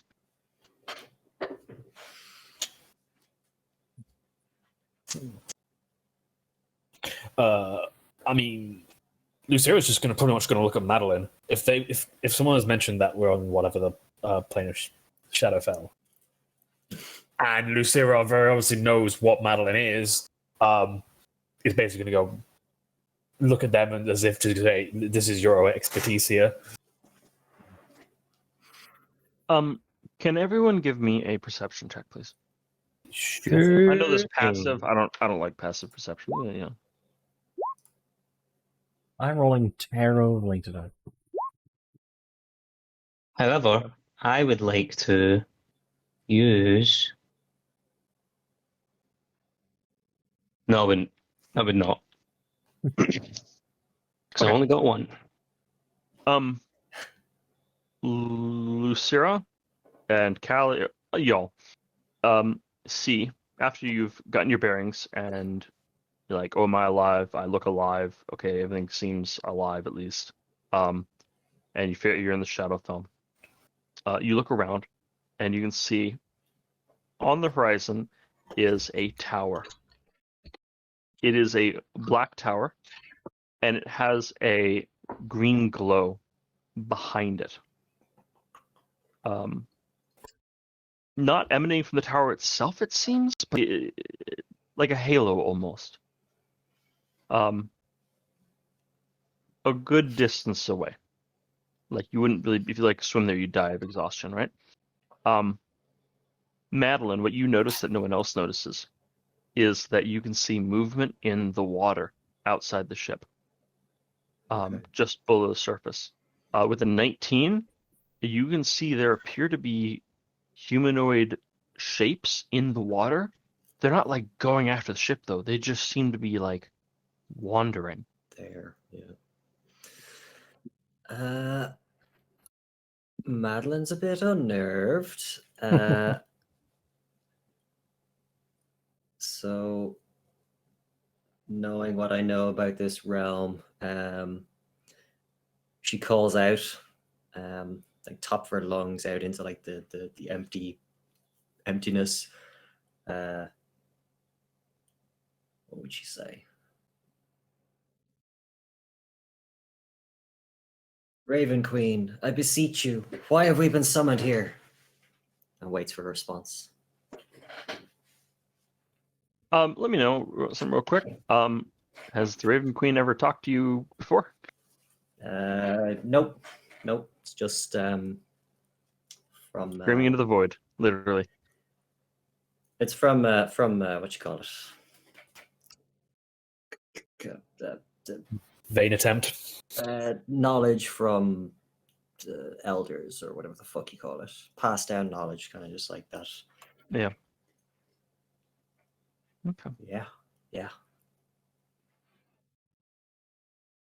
No mental responses or anything, no? Nothing. Okay. Well, that's even more unnerving.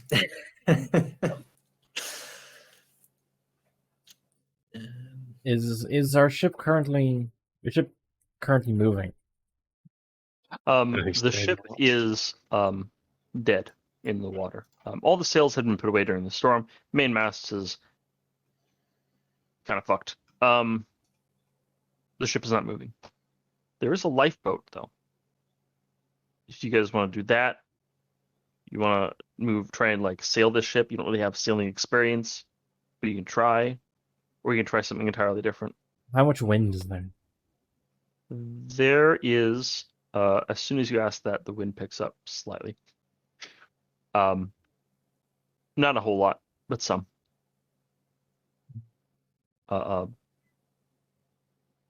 Yeah. Well, our choices are to like the main mast is fucked. We could, and this is a boat that had like multiple sails on it, right? Like smaller ones at the front. Absolutely. Yeah. So Yeah, in must theory, try.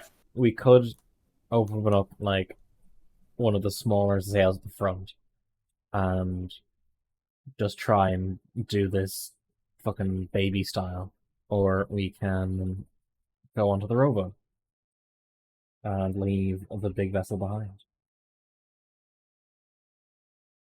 It would probably be easier to man a rowboat than it would be to sail the large vessel, though, wouldn't it? Perhaps, but you could argue that the rowboat, it would be more dangerous, but it would be easier.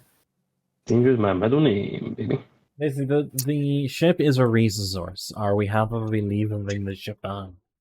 And I mean, it looks like the exact same ship, right? It's not like this is a copy. It's the This same is the same ship, same damage, same Well, perhaps before we make a decision, if there is no one to throw us overboard, it seems like now might be a good time to see what was below decks. And he's just going to look at Horik.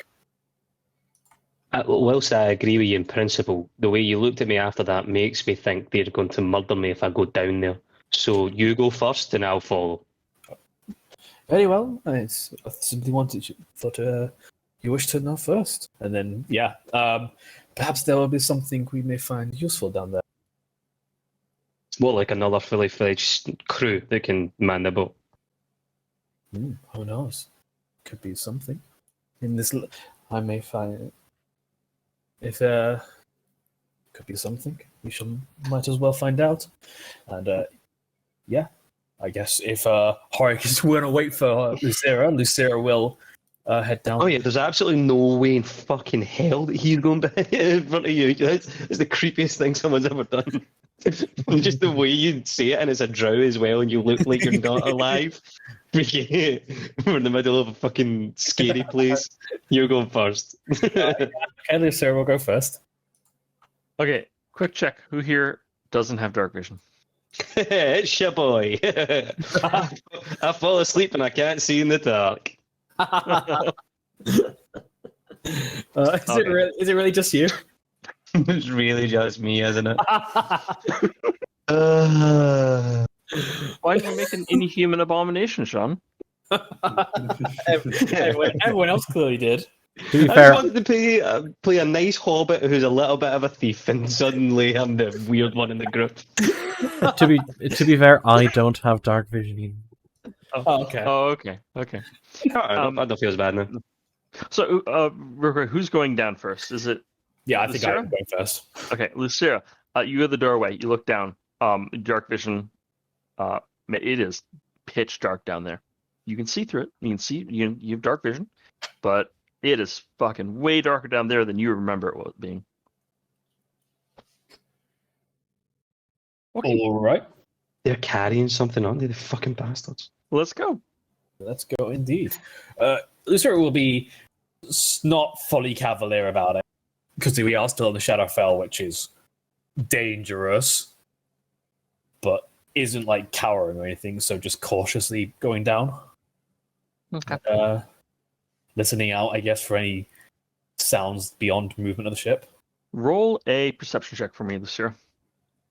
An attempt. And is Will- anyone else going with Lucera? Or is it just Lucera going down into the depth by herself?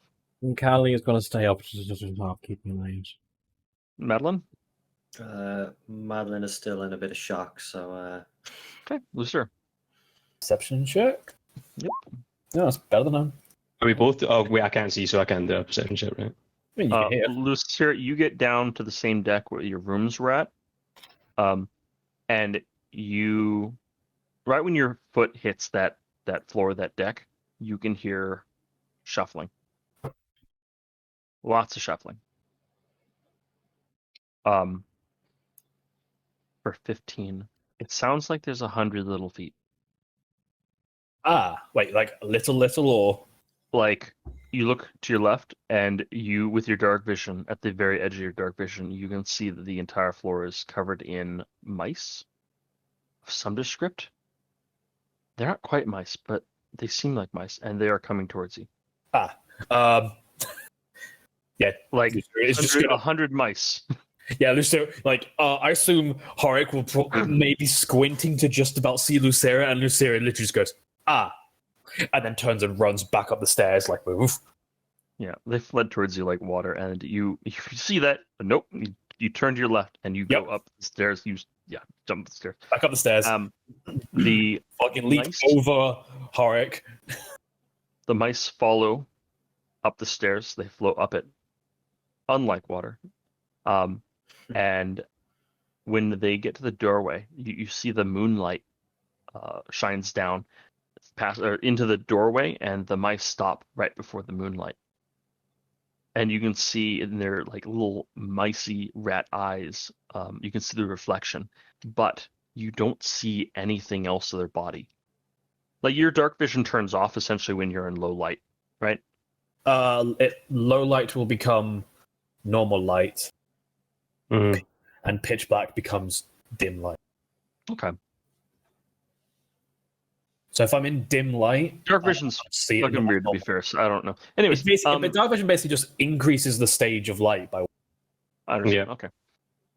For everyone else who doesn't have dark vision, you see right on the edge of the moonlight, you can see all the eyes reflecting back at you, but you don't see any form itself. There's no one in the moonlight itself, but there is that reflection of eyes.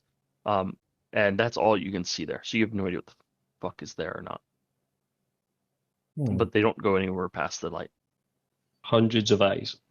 Hundreds of little beady eyes. All right, looks like the below decks is off. I mean, this looks like a ship that's full of weird little eyes. I don't really want to be sailing this anyway. Perhaps you are right. But I want to try something really quick. Lucera will just draw her sword, her rapier. And can she reflect the light in any way? Yeah, I think that'd be fair. Although the light is like a general ambience, you can't really see the source. It has a source of it does have a source of light, so like you're able to reflect it. Just takes a bit of try. Imagine you're like reflecting at the mice. Yep, that's exactly what I wanted to do. Yep. They avoid it wherever it is. It seems the mice dissolve in a puff of smoke as their form tries to avoid the light. And I'm assuming that the number of eyes don't really seem to be making a big difference. It's just that they'll puff and then probably get replaced as soon. Like, good guess. Or... For every mouse you evaporate, one more takes place. Yeah. So we could either sit here for roughly 27 years and maybe get through all the mice. Sure. Sure. I mean, hey, listen, some of us have the lifespan for it. Yeah. I'll see you guys later. As usual, I'm the odd one out. Right.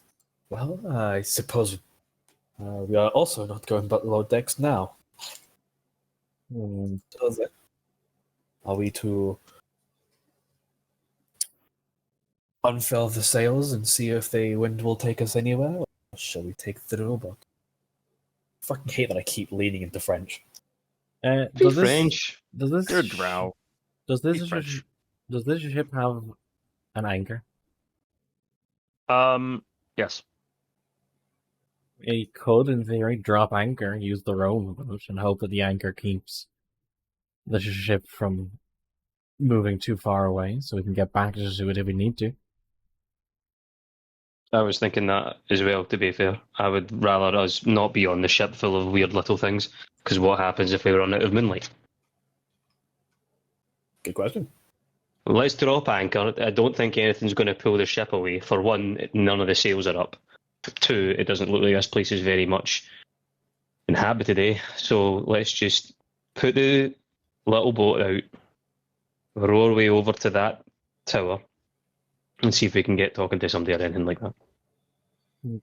So yeah, let's look for a way to drop the anchor. Okay. There's a big lever next to the anchor. You pull that, the anchor drops.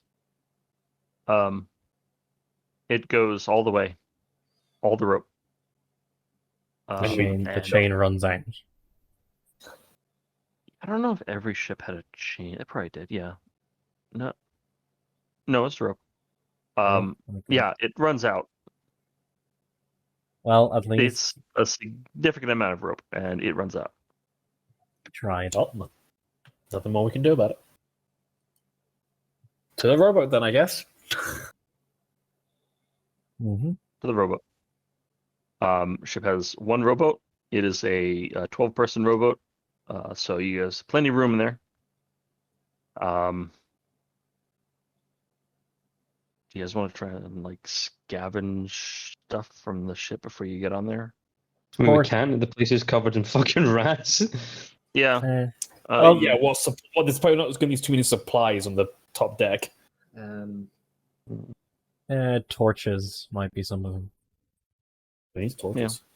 I need torches. Yes. Me. Rituals take 10 minutes to cast, don't they? Yeah. 10 minutes plus the casting time of the spell, so 10 minutes, 6 seconds if it's an Aki.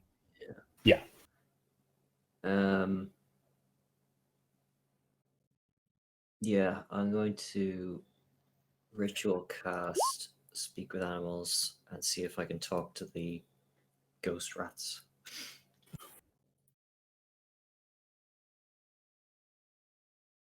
Okay.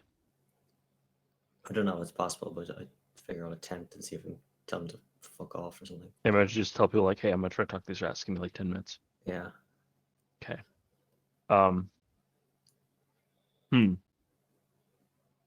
I probably should include some sort of sanity meter. Man, these rats. Okay, these rats. You gain the ability to speak with them and also hear their thought. Hear their communications. They have one mind. You only get like the one train of thought from all of them together. They are hungry. Oh god. Okay. If you want to taunt them, ask them questions, whatever you like to do, let me know.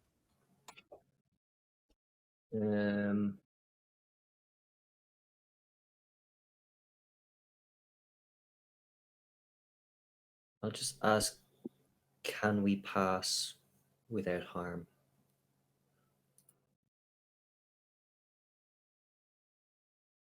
Go below decks without you trying to eat us. For payment, you can pass. Give us one of you, and the rest will live. Ah. Arik? Hey, Harik, you know if you want to know below decks. they said only you can pass. I love that we're just picking on horror. So deep. I'm packing the little guy. So it's, Hey, listen, I was the little guy last campaign, okay?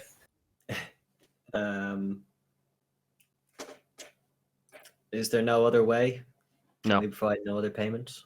You have nothing else that we desire. We only want flesh. Very well. Okay.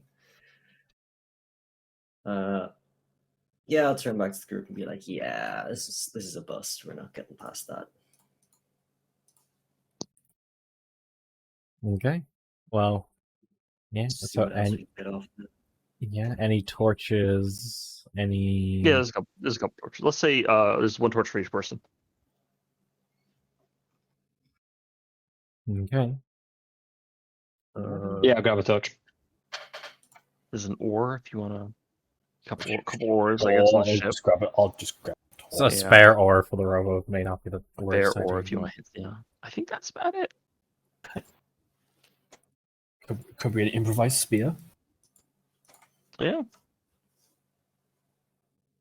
There's an axe if you want to make a halberd out of an oar and an axe and some rope, I guess. Okay.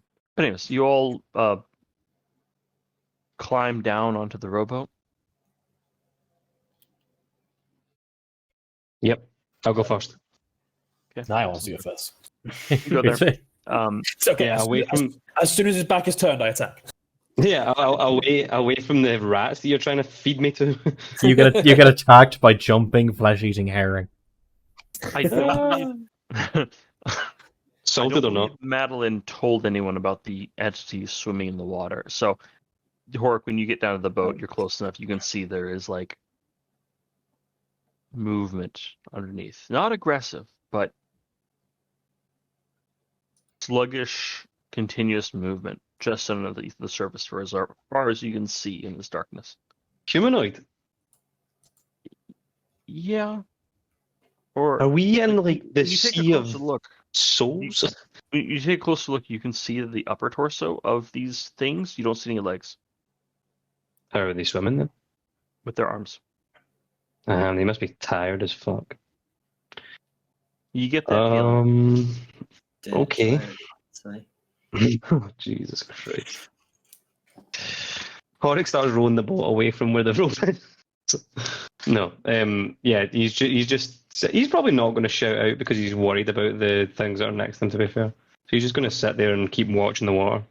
Okay. And we'll just have all the rest of you climb down onto the boat. Mm-hmm. Plenty of oars for everyone.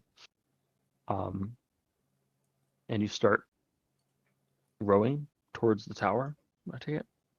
Madeline will just warn people, don't touch the water. Yeah.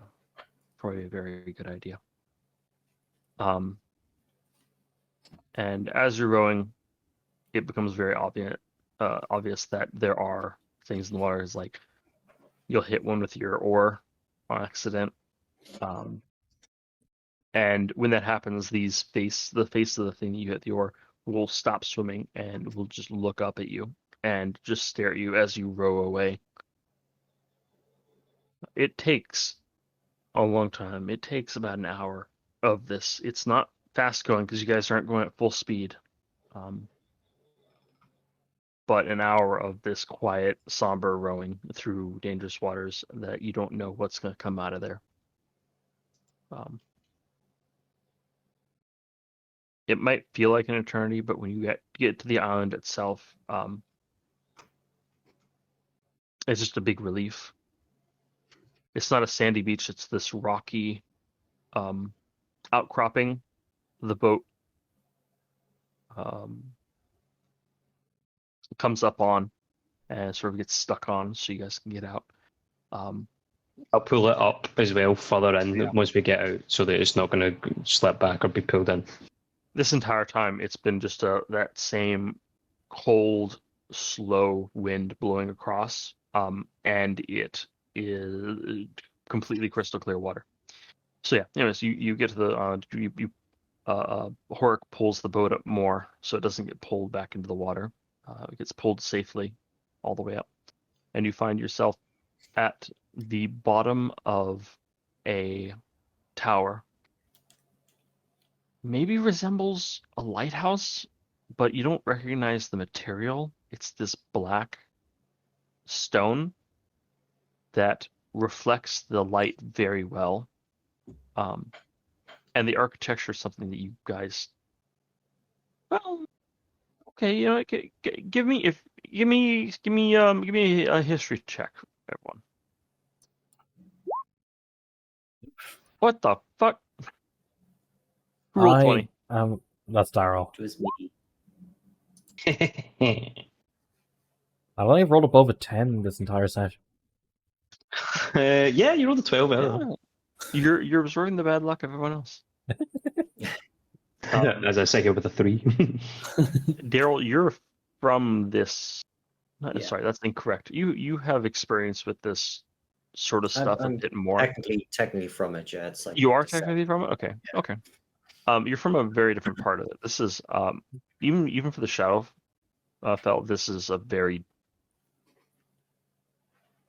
I guess, dead zone. Usually there's more life, there's more things going after you. But it's everything is sad. That seems to be the most prominent feeling of this part of the Shadowfell. Just lethargy and sad. This stone, the architecture you recognize. Let me look at something real quick. Ooh, Madeline.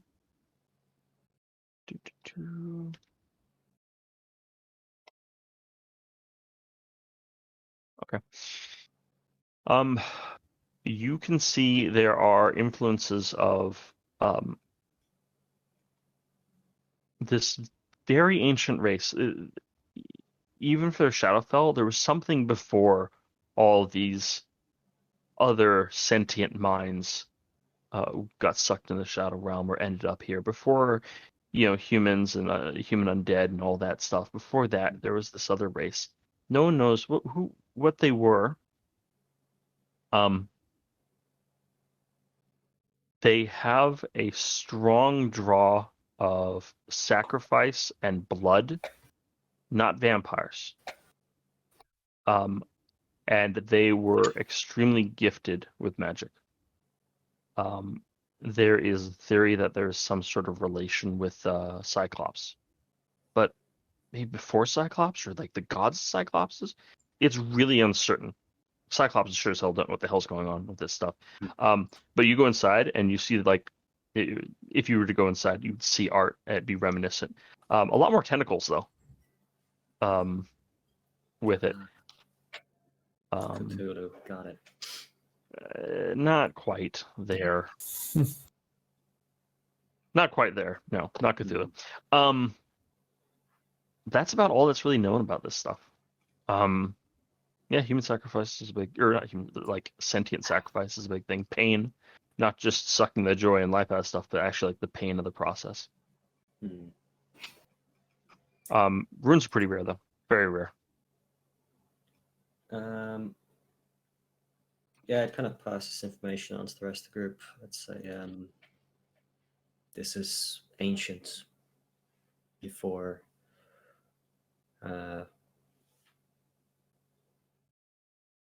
made by an ancient people, existed long before anything else in this realm.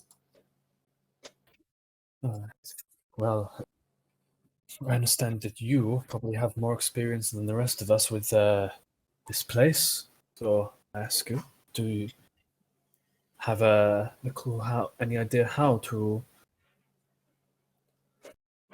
maneuver and move around in this plane?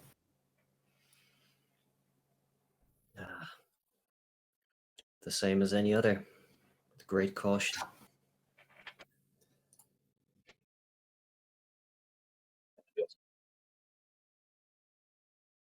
There's like specific, like getting to different parts of it.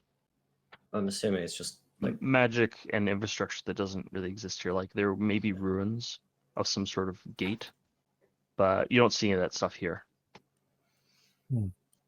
I'm assuming it's just kind of walking until you get to a place. There's no kind of like horses or shit around the place. So. No, it's not that reasonable. Yeah. You don't take the train. Anyways, the tower itself, like I said, it's almost like a lighthouse. There is a large gate or a large entryway, meant for a much larger entity to go in. 10 feet tall, quite wide. That's the only thing you can see on the outside. Everything else is smooth stone with the occasional spiky outcropping.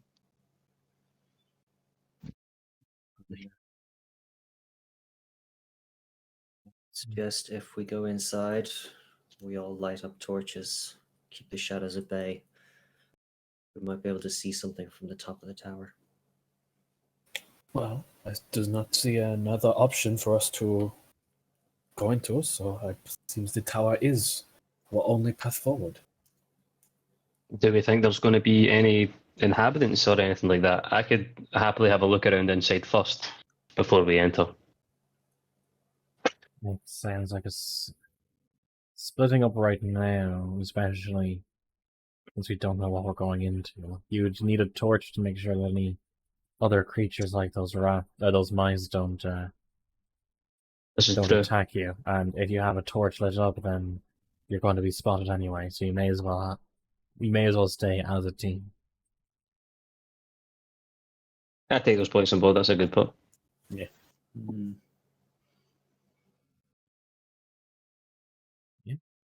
Let's torch one up.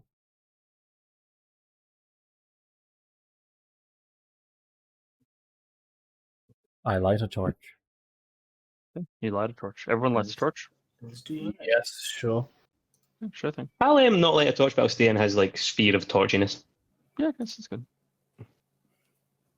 Being to sneak away while your party's getting killed, it's good not to be too big. That's not what I was going to do. Shut up, Ryan. And you guys enter this this doorway, huh? Yep. Again, don't have many options. That was good. Well, yeah. Such is life. As you enter, the general darkness, like similar to what you saw on the ship, a very deep dark. Your torches burn this orange-red light, as you'd expect. The darkness is pushed away, but it feels like it's right there on the edge of where the torchlight finally ends. It goes to pitch black. Definitely Madeline would be more used to this. Lucira, not as affected. You can still see like shapes and stuff like that outside at the maximum of your range. You can see this long corridor, again about 10 feet tall, and it goes on for a good distance. Now it's a tower, and this hallway, from where you can see already, goes farther deep than the tower is. Like long, essentially. As in, yeah, okay. It's bigger on Okay. the inside. Yeah. Like it's longer horizontally than we would believe. Yes, exactly. Yeah. And Madeline, this is just a thing that can happen, especially in old places in the Shadow film. Reality is you shouldn't expect it to work. Anyways, along this hallway, on the left and right hand side, as seen in the picture, there are barred arches. Inside them, even your torchlight does not get rid of the darkness that is there. You definitely have the feeling of being watched as you move along. It's different than the mice, though. The mice were just like this hungry thing. This is a presence that, as you pass by these black voids, it's an actual like instinctive feeling where you can feel like, oh, I'm being watched. You walk past it, that feeling fades, and then at the next arch, you can feel it again. Mm-hmm. Let's keep our distance from those arches, shall we? It is a rather wide hallway, so it's easy to do. Dark vision does nothing inside the areas as well. Dark vision doesn't do anything past the bars. It works perfectly fine along the hallway itself, but within the barred areas, it's just black. There may not be anything past there. Like in reality, no reality past it. Well, if just gonna keep on walking forward until we find the spot, that sounds important. There's nothing else to do. Just keep. I imagine people are like the characters are on edge and are trying. Oh, to yeah. find it. Yeah. Yeah. Very much trying to. As you walk along for like 2 minutes, maybe 3, it's kind of hard to keep track. You can hear a voice up ahead. It sounds like a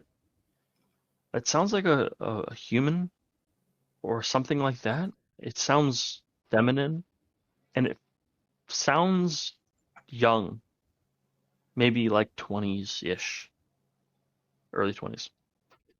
And you just hear, "Hello, hello. I hear something. Is someone there?"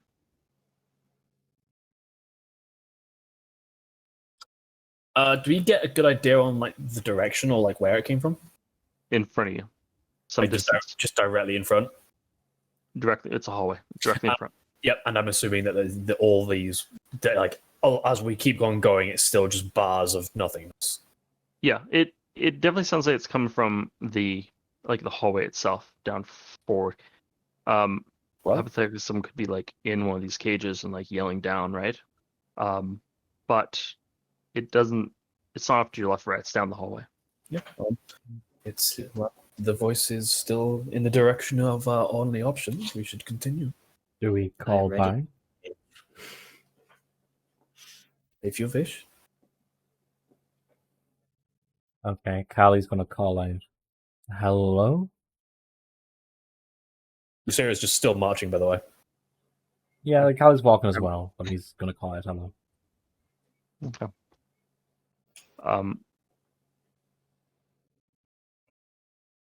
You hear from in front of you, less of a distance because you guys are walking forward. You hear the voice of, "Thank the gods." Okay, who's there? I need some sort of help. I don't know where I am. Well, just if you keep talking, we can find you. We're not entirely sure about this place ourselves.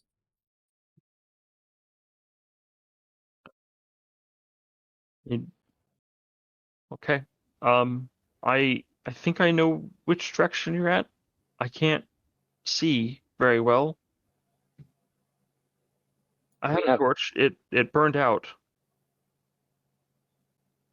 Okay. Like, as we're walking and as she's just talking, like, are we making good progress towards the voice, or is it still like a long way It off? sounds, it sounds like it's originally it sounded like it was a long ways off. And after the second reply, it sounds like it's much closer. Does it sound like it's close enough that we should be able to see it in the light cast off by the torches? Very shortly after that response, you do see a thing cross that barrier of the torchlight. It is a humanoid-shaped entity. The proportions are wrong, and it even looks two-dimensional when you look at it. It gives you vertigo. It is entirely black, like black, ink black. And it has it has like arms and legs at coming off of a very narrow torso. And it has a head, the shape of a human head, but you can see that there are no eyes or nose. There's only a mouth. There's no hair or ears or anything like that. It's just a smooth, black, inky entity. And you can see it walking like in the direction of the hallway. You get the feeling, just you see it for a second, you get the feeling it can't see.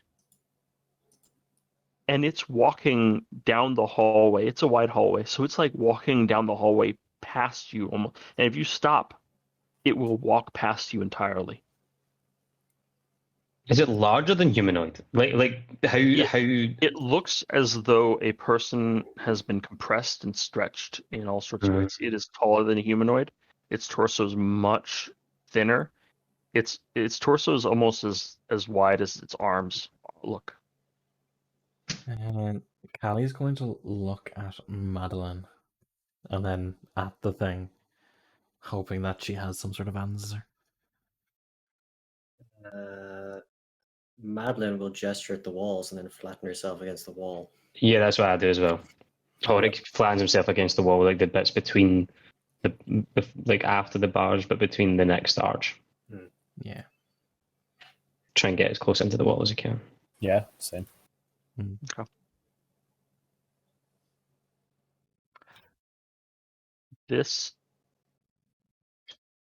You're already being quiet.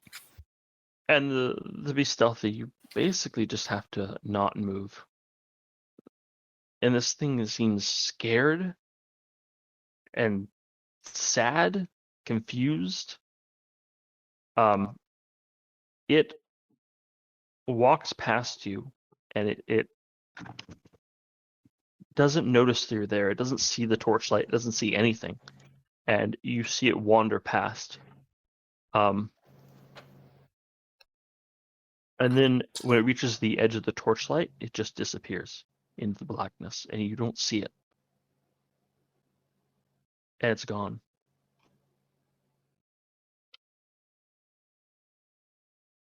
That's unnerving. I don't want to run into anything like that again. Where are we going? What are we actually aiming for here? Well, there's only one direction, forwards, so we're just going to keep on going. What if it's just an endless dark hallway? Then we'll figure that out when we get there. But we were also in a tower where this is the only option, in the middle of an endless lake.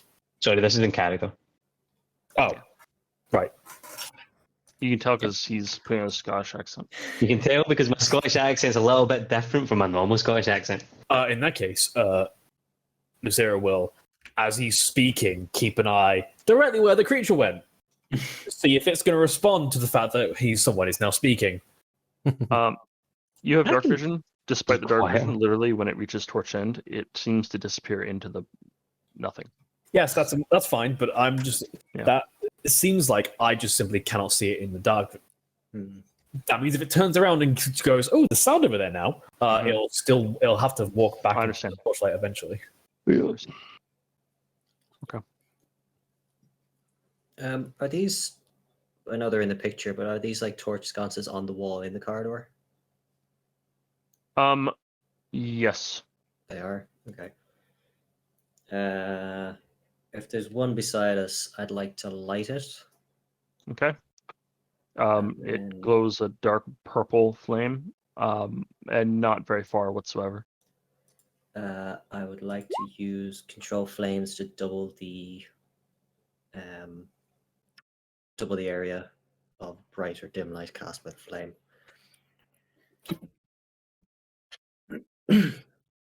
Double the area? You It double or says, halve the area of bright light and dim light Okay. cast by the flame. Okay.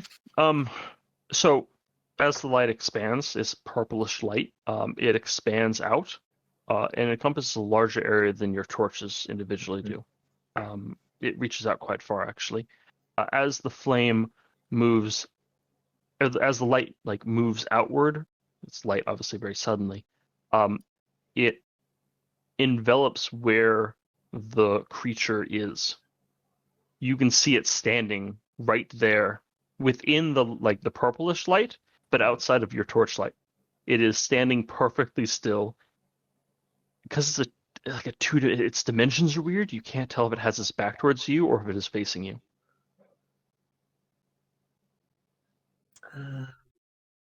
It's very obviously heard us, so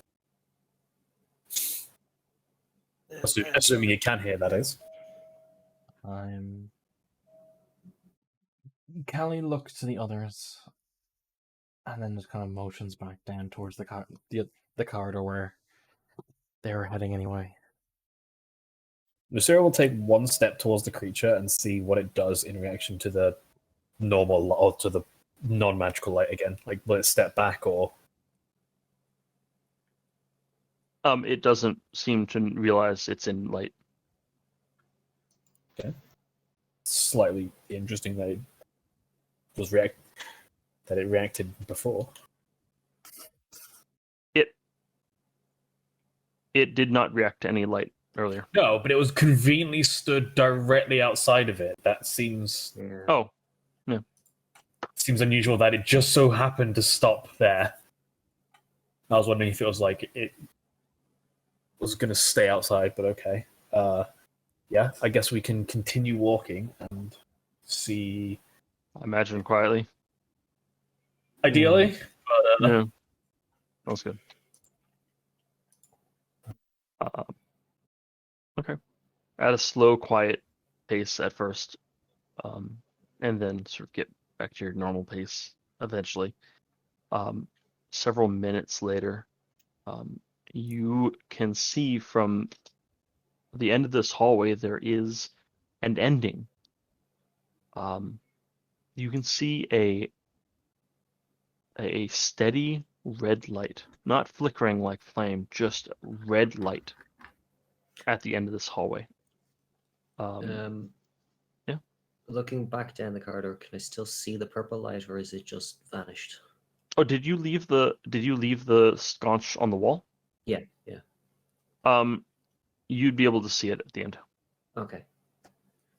So we're not completely blind. It's just the shadows enveloping light. Okay, cool. Yeah.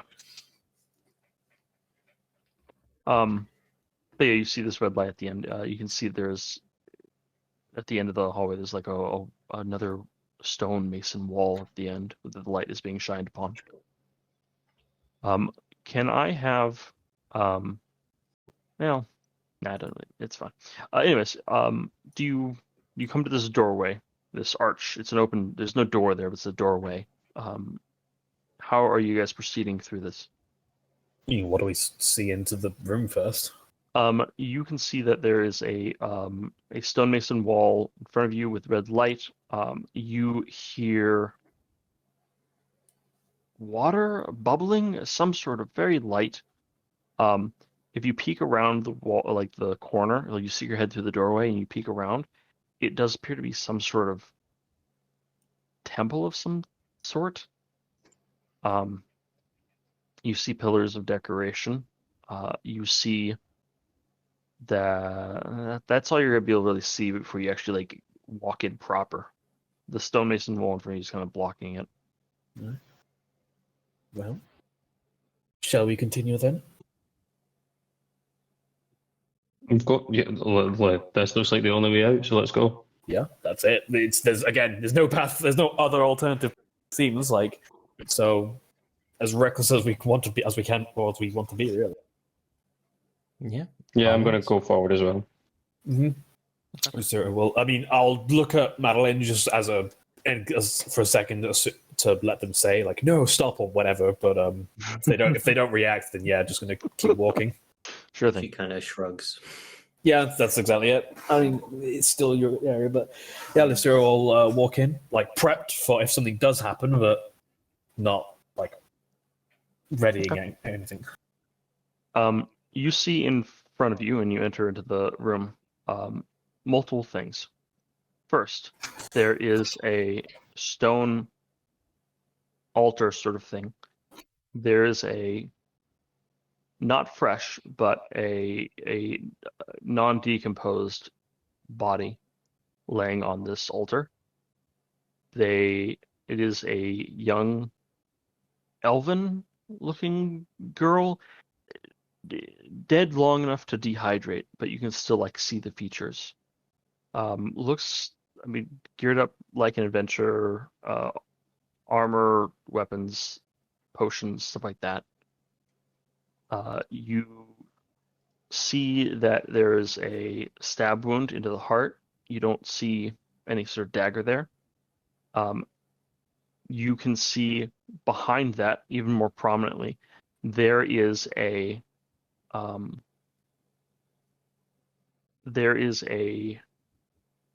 skeletal corpse on a throne. If it wasn't sitting down, this corpse would be about 8 feet tall. In his left hand, oh, by the way, dead, not undead, not looking around, dead corpse. In his left hand, you see a stone with some sort of writing on it, some sort of thing, rune, glyph, something. You can't tell from this far away. In his right hand is a sword.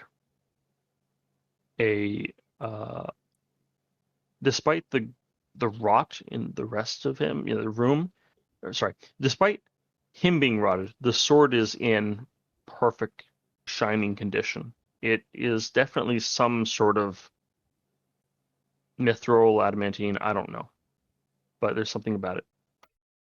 It would be for him a one-handed sword, for you two-handed sword. For me, That's how 4. big it is. Yes, for you, three-handed sword. You can see to the left and the right are 2 stone arches fit between pillars. They don't lead to anywhere. They're just put between pillars. They enter and exit the same, like they're in the same room. What else am I missing? I believe that is what you see in front of you. Sorry, on one wall there are two arches, both leading into one room. On the left and the right, there are pillars. Between Yeah.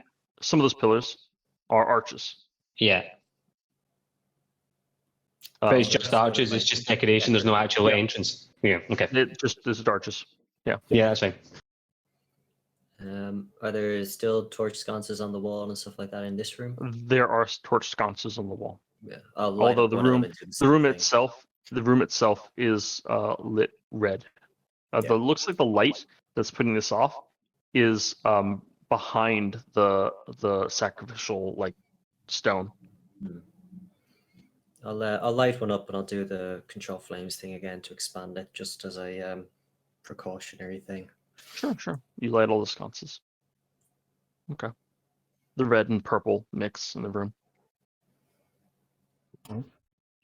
Lucera will, I assume, go up to the elvish corpse Okay. and sort of inspect it further. Like, I know you said it's young-ish for an elf, but obviously that's really fucking difficult for most people to tell. Yeah. I assume elves probably have a better understanding of seeing age, but I don't really know for certain, really. Does it look like it was around the same age that the voice sounded? It sounded young but adult. Is there anything else I can tell? I mean, he's got the stab wound, which I'm going to assume looks like the killing blow. Like, is like the rest of the corpse in good condition, or is it look like it's a relatively pristine body that's just been stabbed in the heart? It was a person that was alive. There's blood, like stains, and it was a stab and then a pull right below the sternum, below the heart. It would not be a quick death. It would be a very bad death. Right, bad death, and again, like it doesn't look like there's wounds on the rest of the body. It's do you have medical as a knowledge? I don't. Oh God, no, it's wisdom actually. I thought it was intelligence. No, I do not. I do, if you want me to have a look. Sure thing. Yeah, okay. Will I roll medicine? Yeah, Or- roll medicine. What about them? Stab death, like I said, you see like rope scars on the hands, on the wrists. That's pretty evident. What else? Probably, yeah, with 11, you probably wouldn't notice more than that. No, fair enough.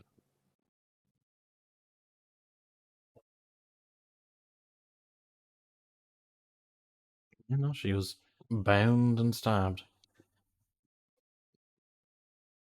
Could Horik please approach the skeletal being and look at the stone thing that's Sure. As you do that, you walk around the sacrificial, because the sacrificial altar is like in the middle of the room. As you walk around it, you can see where the light is coming from. On the ground, built into the masonry is like a collection sort of pool area. It has blood. It is glowing red. The blood looks fresh. There is a small dagger next to the pool of blood. Anyways, you want to look at the corpse, right? Yeah, sorry, there's Yeah, go ahead. there's like a trough full of blood basically ingrained in the ground between the pedestal and the chair. And the chair, yes, exactly. I'd have to cross that to get to investigate It's this not guy. that big. It's not that big. It's the size of It's glowing red, like It is magical. glowing red.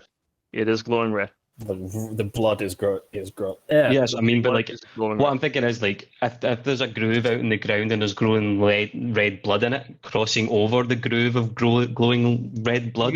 You can walk around it. Okay, like I can get around. It's not like a circle or anything like that. No, it's just the size of a sink. Cool. I'm gonna walk around it. I don't want to walk directly over it. Yeah, sounds good. You want to look at the skeleton. Do you want to look at the rune or the sword?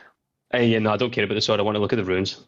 Okay, the runes. What languages do you know? I know Common and Halfling, and Thieves' Cant. Man, if it was halfling, that'd be fucking weird. That'd be so funny. 8 foot tall halfling. Who could have thought? It's magical, probably. It's a magical rune. You don't know any more than that. I'm gonna attempt to take the rune. Okay, sure thing. It is for him. It's a small rune, but for you, it's a half a piece of rock. You could brain someone with this thing. Okay, you reach I'll out. take the rune and I'll hand it back over to my good, faithful friend Madeline. Sure. The rune is glowing a bit reddish. Anyways, Yeah, handing it's okay. Did you say the rune for Did dead you guy say to you're handing Madeline. it to me, or are you just showing it? to me? You know, I come up to you and I have it, and I'm like, do you want to have a look at this and see if there's anything you can decipher from it? The sword is nice, but I think the rune may be the real thing that has something to do with this ritual. Just to say, by the way, when I made this character, I had no idea what the setting for this was. I It's speak great. Umbral. Is that a? Okay, so the rune's an umbral. Nailed it. Madeline's our spirit guide. Fucking hell. Hey, look, we'd be really fucked if you weren't here, so thank you. It is some. Okay, well, Is it just a term that says you're fucked? it is a transportation rune of some sort. Transportation.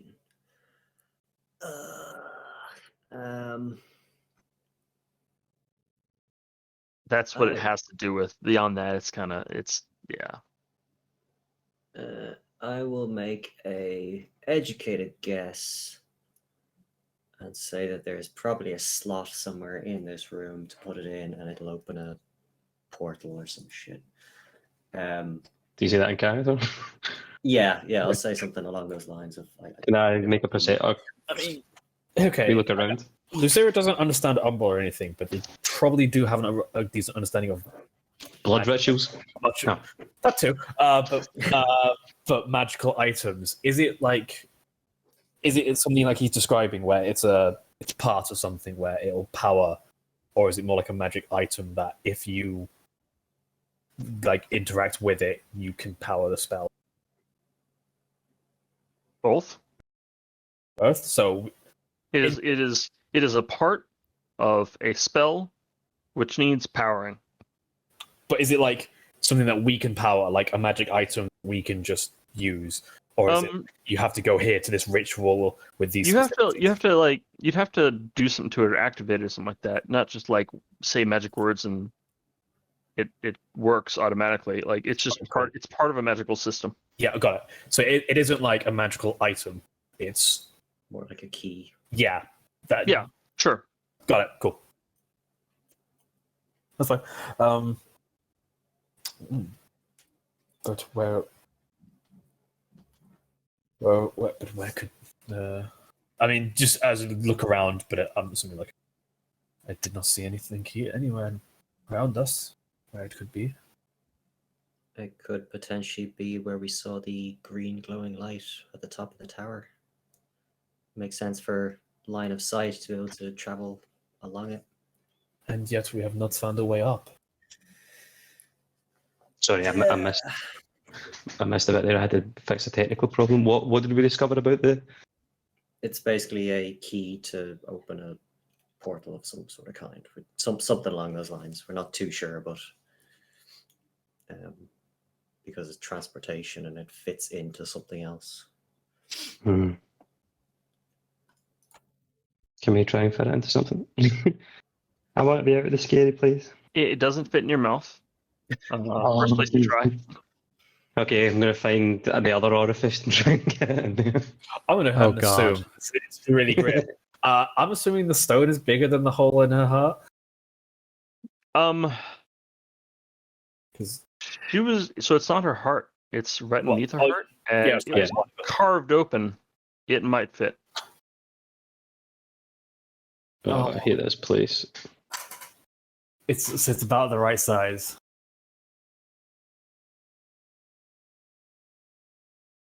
Well, that would be really grim.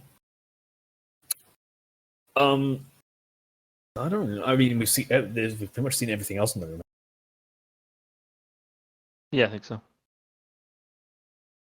That would be so fucking. Well, let's just try it.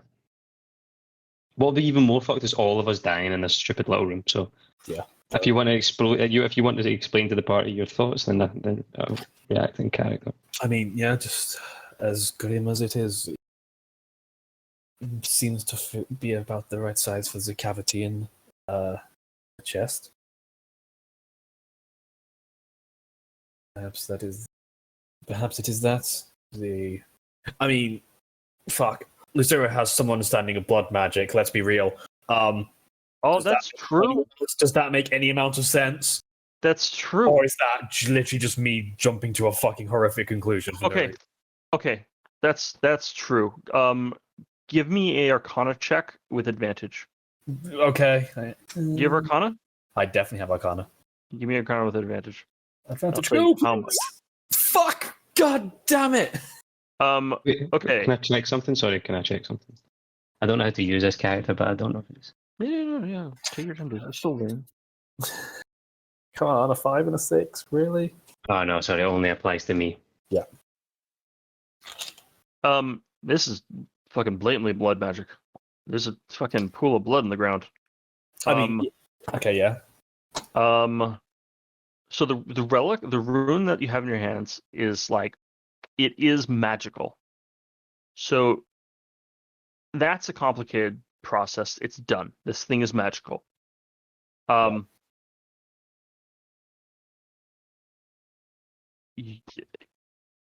Like it needs blood. It needs blood. It needs blood, not a specific positioning of it. It needs blood. There's a pool of blood over there. Yeah, I was going to say, yeah, that would be easier. It means we don't have to carve out a chest in a gruesome manner. But Or yeah. if she's dead recently enough, we could just cut her open again, and there might still be some blood. Yeah. she's We've also got a pool of blood there. Beef jerky dry.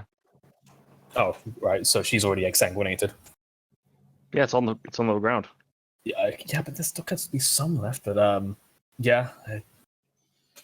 It does not appear to be a specific place that it is needed. It appears as though it is merely the presence of blood, or the contact of blood, I suppose. There is a supply of that. Well, then let's just use that and see what happens with this little thingy. Again, appear to be lacking any real options, so I guess I can do it if you're uncomfortable with it. I do not like what it is done, but I am not afraid of blood magic. Still, the killing of someone is not something I would take pleasure in, but I will do it if need be. And Lucera will reach out for the stone, just if they want to give it to her.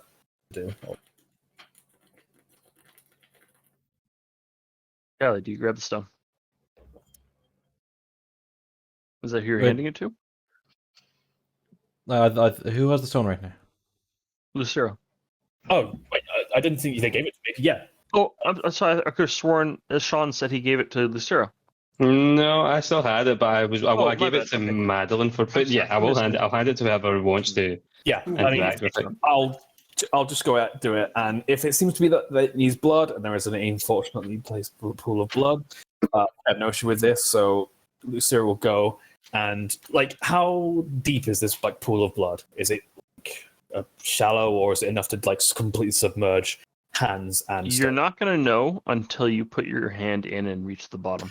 I mean, okay, I mean, that, you can't see. Yep. That's fine. Yeah, Lucera will do it. Okay, Lucera will sounds go good. and, sort of one knee down, crouch, kneel, whatever you want to call it. Okay. And first things first, just submerge the stone in blood. As soon as the stone touches the blood, it sucks it up like magnetic force. Not all of the blood, but a good amount of it. It gets all over your hand. It's warm. Yeah. Warm. And it sort of gets absorbed by the stone or disappears. It evaporates in some way or shape or form. And you Just blood can. magic things. The stone feels heavy, as though it still has the weight of all that blood. And the two arches in the room light up, a la Stargate. One to your left and one to your right. Okay. Nothing else happens. Nothing happens. And did it like drink up or absorb all the blood? No, or not all of it. Just a good amount. good A amount? liter. I mean, There's more than a liter of blood in this pool. okay, she'll lower it again and see if it absorbs more. No, it's satiated. It's okay.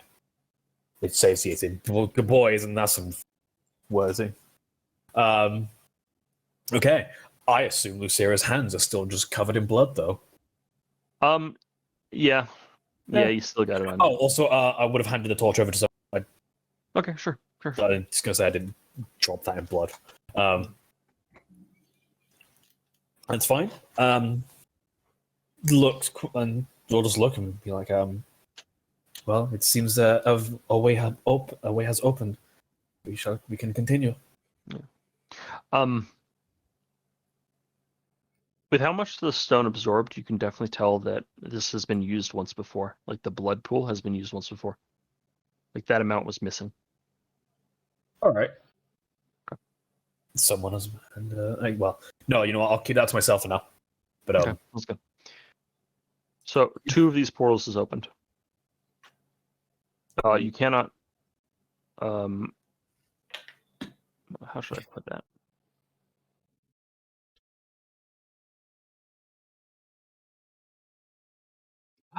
You see 2 portals opened. One to your right.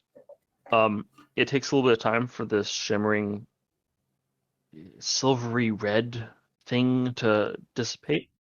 And what you can see past that portal is a very large complex, similar to the area that you're in right now. But it's from the outside of it. It looks like a fucking massive complex. You see another tower. You see several towers. It looks like it's underwater. But you can see, like, from down here, you can see shimmers of sunlight. So it isn't like our realm or like the normal realm. If you look to your left, though, you be on your left. Let me think. I don't want to give bad representation, so let me think about it. sure, nice.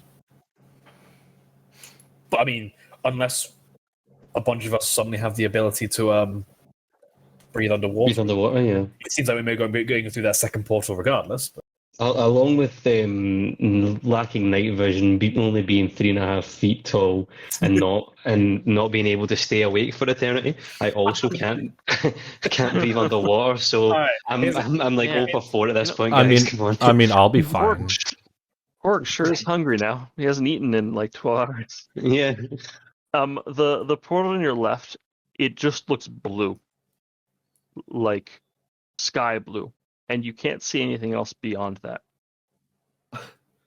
Wonderful. So we've got a giant unknown and potentially drowning. The one on the right could be the sky. It could be, yes. Still the one, the left, the blue one, guys. Can I fling a ball bearing through the one that looks like is underwater? Yes, you can. Does it You throw start a ball floating? bearing. Or fall, like just going slowly down?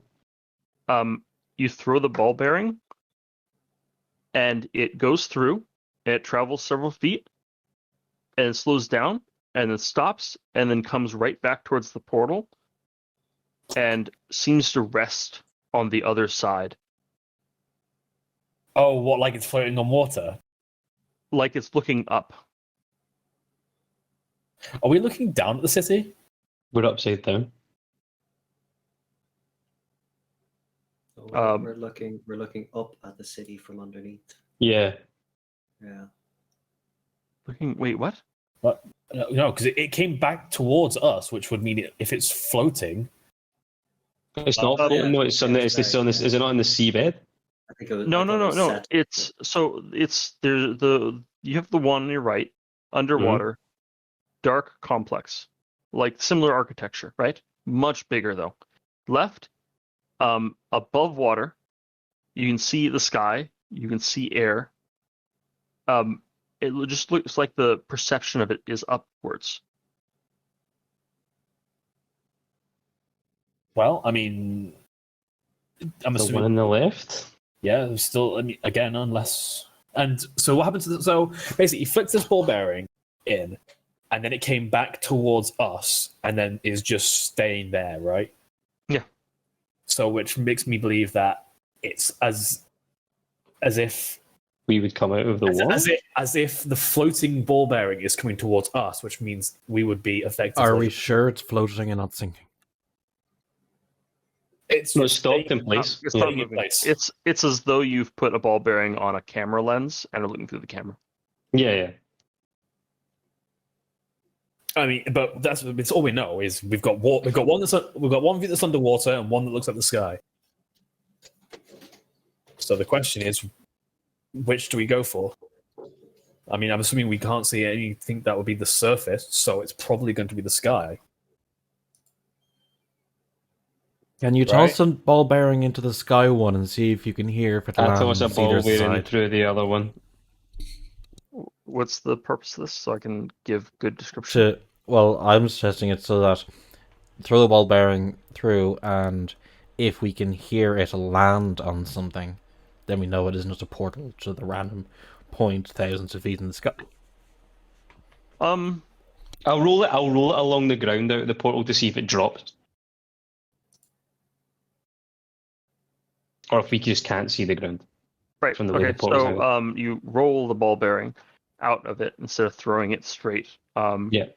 After a moment, you can see it roll back over the portal and then continue on in the. All right, so when getting no information on these ball bearings, I think we just have to take the plunge, I'm going to take, you take the sky one. which may be fairly literal, and Let's take the sky let's- one.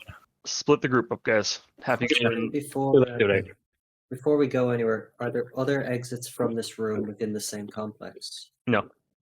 So this is just a dead end. Then. Okay. We've literally just it's literally been a straight line, unless we can figure out a way to open these barred doors. But that's You should definitely do that. That's a giant question. I mean, What if those barred doors aren't? What if it's not black because it's cavernous? What if it's black because it's full of whatever that matter is that made up that woman's soul? Entirely possible.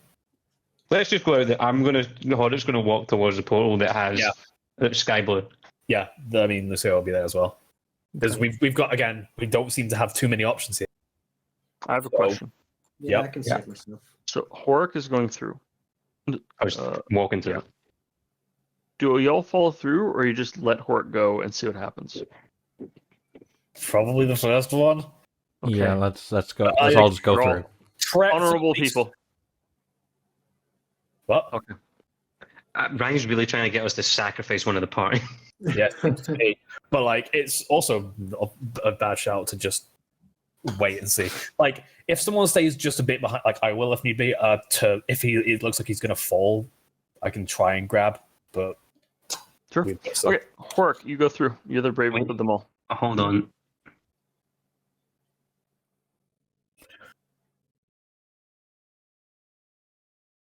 Have a pattern and hempen rope.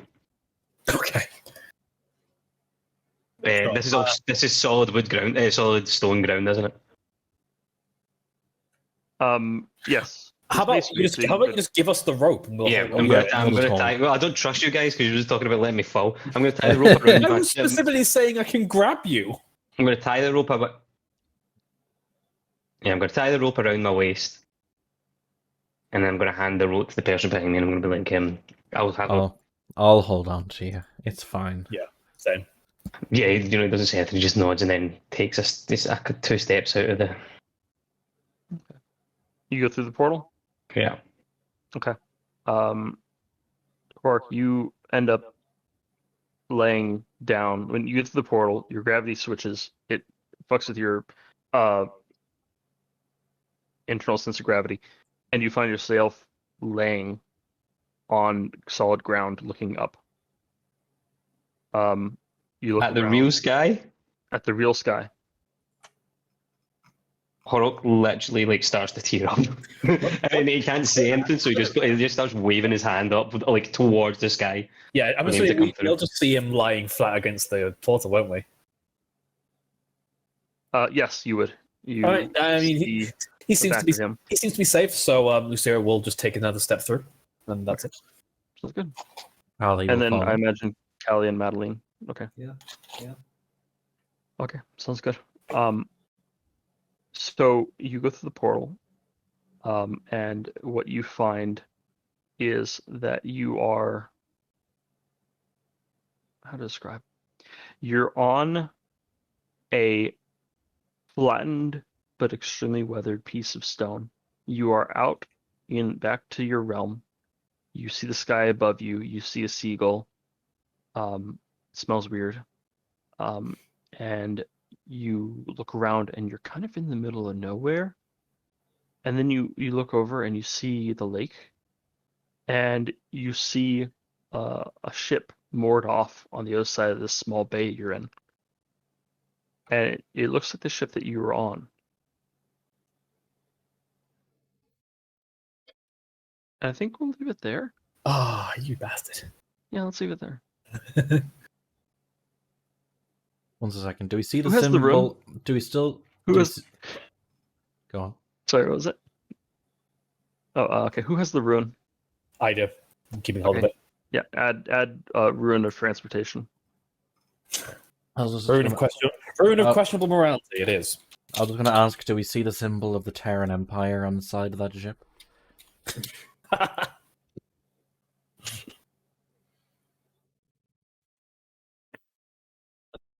That's ignoring me.